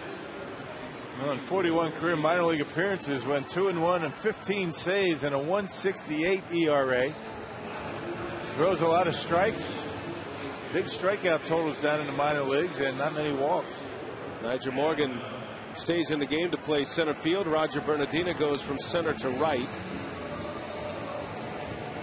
Nationals have a new catcher as well. Will Nieves stays in. Adam Dunn is at first base now. There's Nieves. Alberto Gonzalez is out. Yeah, what you see is what you get position player wise for the Nationals. They have nobody left. So a 3-3 game. Riggleman has used his entire bench. He has used 6 pitchers. And the Brewers will bat here in the ninth inning with a chance for a little dramatics in front of the sellout crowd. Carlos Gomez leads off. And then it'll be Ricky Weeks, followed by Joe England.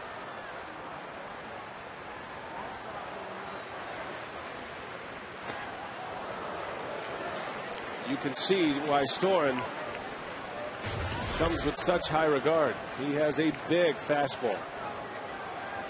Mid to upper 90s.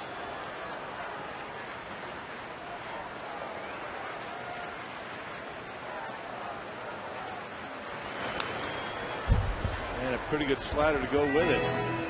That fastball, breaking ball, both throwing for strikes. That's what they were talking about with Storen. Doesn't mess around. He throws strikes. Storen was the 10th overall pick last year in the first round. Strasburg went number 1. Storen number 10 from Brownsburg, Indiana.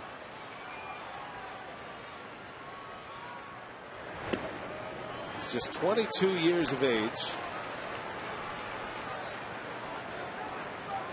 You won't find any longevity minor league stats for Storen. He appeared in just 41 games in the minor leagues last year and earlier this season as he strikes out Carlos Gomez. Storen, his first out. Back to the top of the order. Yeah, fastball, then 3 consecutive breaking balls. That one right down the middle. The difference between Storen and Strasburg, Storen signed quickly last year, and he ended up in the minor league system last season, the year he was drafted.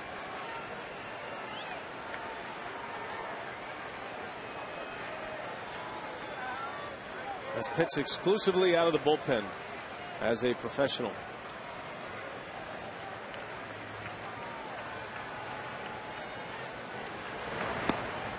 Very unorthodox delivery with the leg.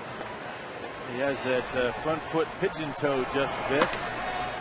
That's his way of reminding himself to stay closed. And then he just lifts it up, keeps it straight, and then comes to the plate.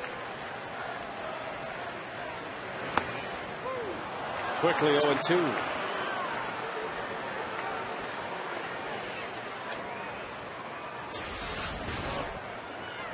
Right on the outside corner. 95 miles an hour.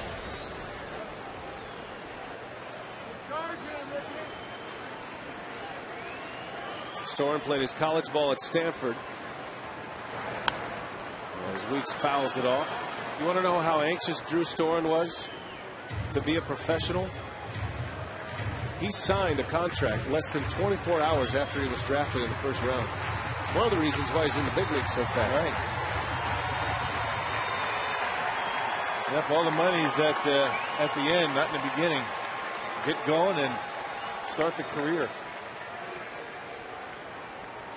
Closer at Stanford, now late inning in the big leagues as Ricky Weeks comes up with a big hit. So there is the potential winning run for the Brewers at first base. And you might be able to run a little bit. Let's see how quick Storen is to home plate. Remember, you got Ivan Rodriguez out of the ball game.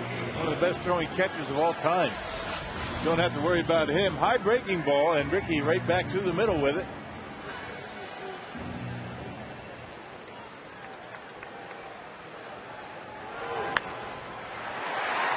Weeks with his first hit, on base for the second time. He's 1 for 4.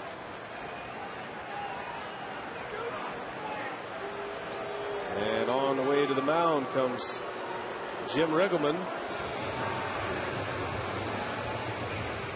Did not see anybody getting loose in that Nationals bullpen. There's some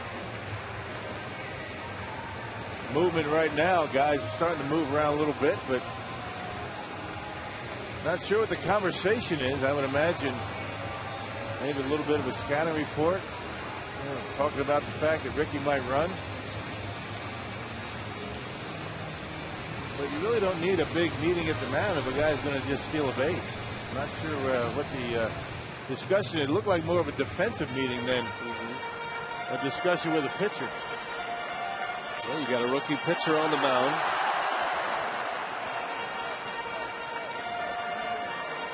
Davis throwing out base runners at a 19% clip.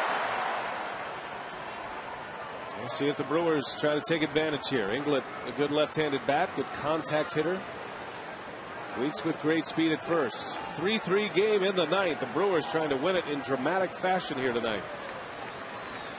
Surrendered the lead in the top of this inning.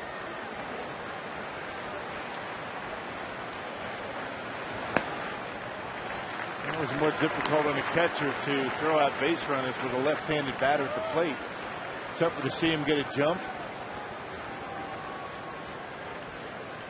Good running situation right here from Milwaukee. Inglet has a triple tonight, has 2 hits. Fouls that one away. Good spot for Joe. He got the start tonight for the injured Corey Hart. Has a jammed wrist, injured thumb. Inglet figures to have some more playing time over the next few days with Hart on the shelf.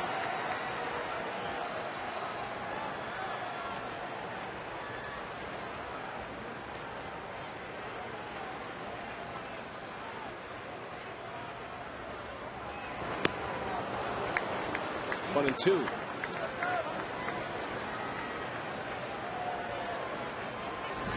Ryan Braun would be next, barring a double play ball. A good fastball right on that corner.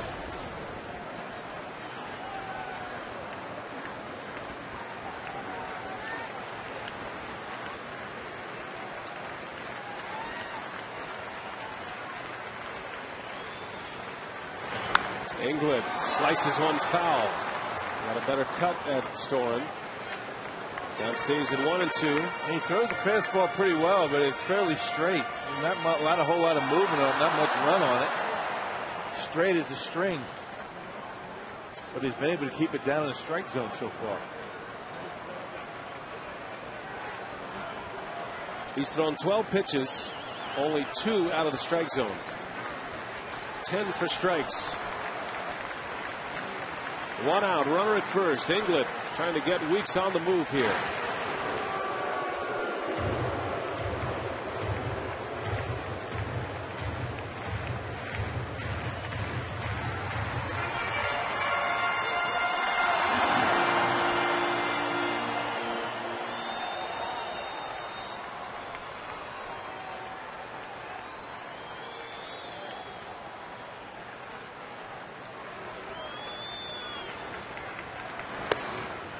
Two and 2. Fastball missed high. Storen always loads the baseball up with that split finger grip before he delivers. Haven't seen one yet. Still a lot of fastballs here tonight. Fastballs and sliders.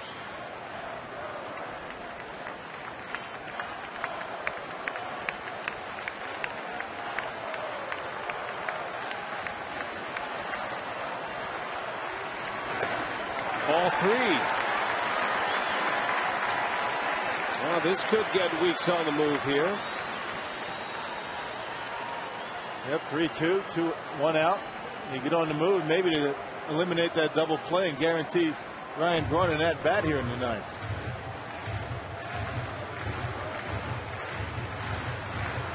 Brewers had a 3-2 lead to start the ninth. The Nationals tie it.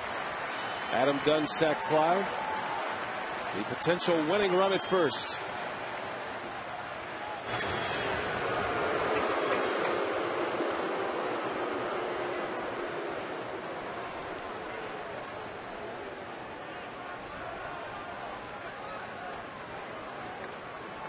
Ricky with 7 steals. He's been caught 3 times. He's got a big lead at first. And again, Storen checks on him.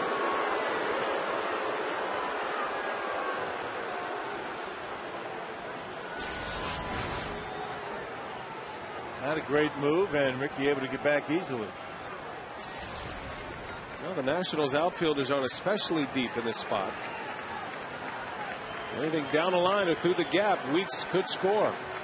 He takes off, and Englund takes a ball. It's a walk to Joe Englund. The throw does not matter, and the Brewers have runners at first and second with Ryan Braun coming up. Great at bat by Englund. And now Braun with a chance to end it here tonight.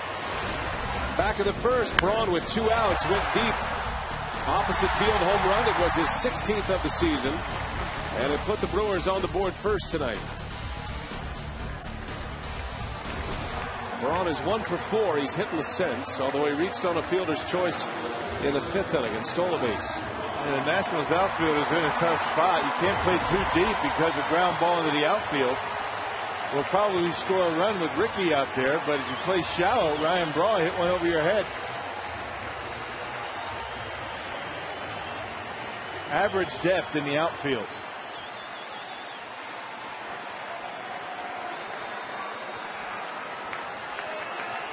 First matchup of the year between Braun and Storen.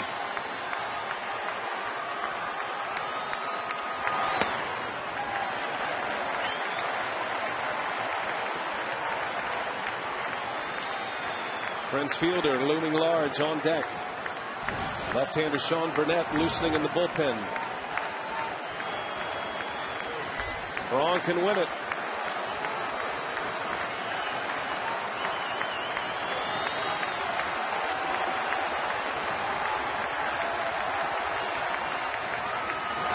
And that one's driven deep left field. Willingham looks up, and that baseball is off the wall. Ricky Weeks will score. It'll go as a double for Braun. The Brewers win it In walk-off style, 4-3, Ryan Braun delivers in the clutch. It's amazing. That kid comes up with some big spots and able to hammer a fastball, got ahead 1-0, and ripped it off the wall. Boy, Ricky Weeks with a single, England with a big walk, and Ryan Braun ends it. Great game here tonight at Miller Park. Comes up with a big hit, his second of the night. It's an RBI double.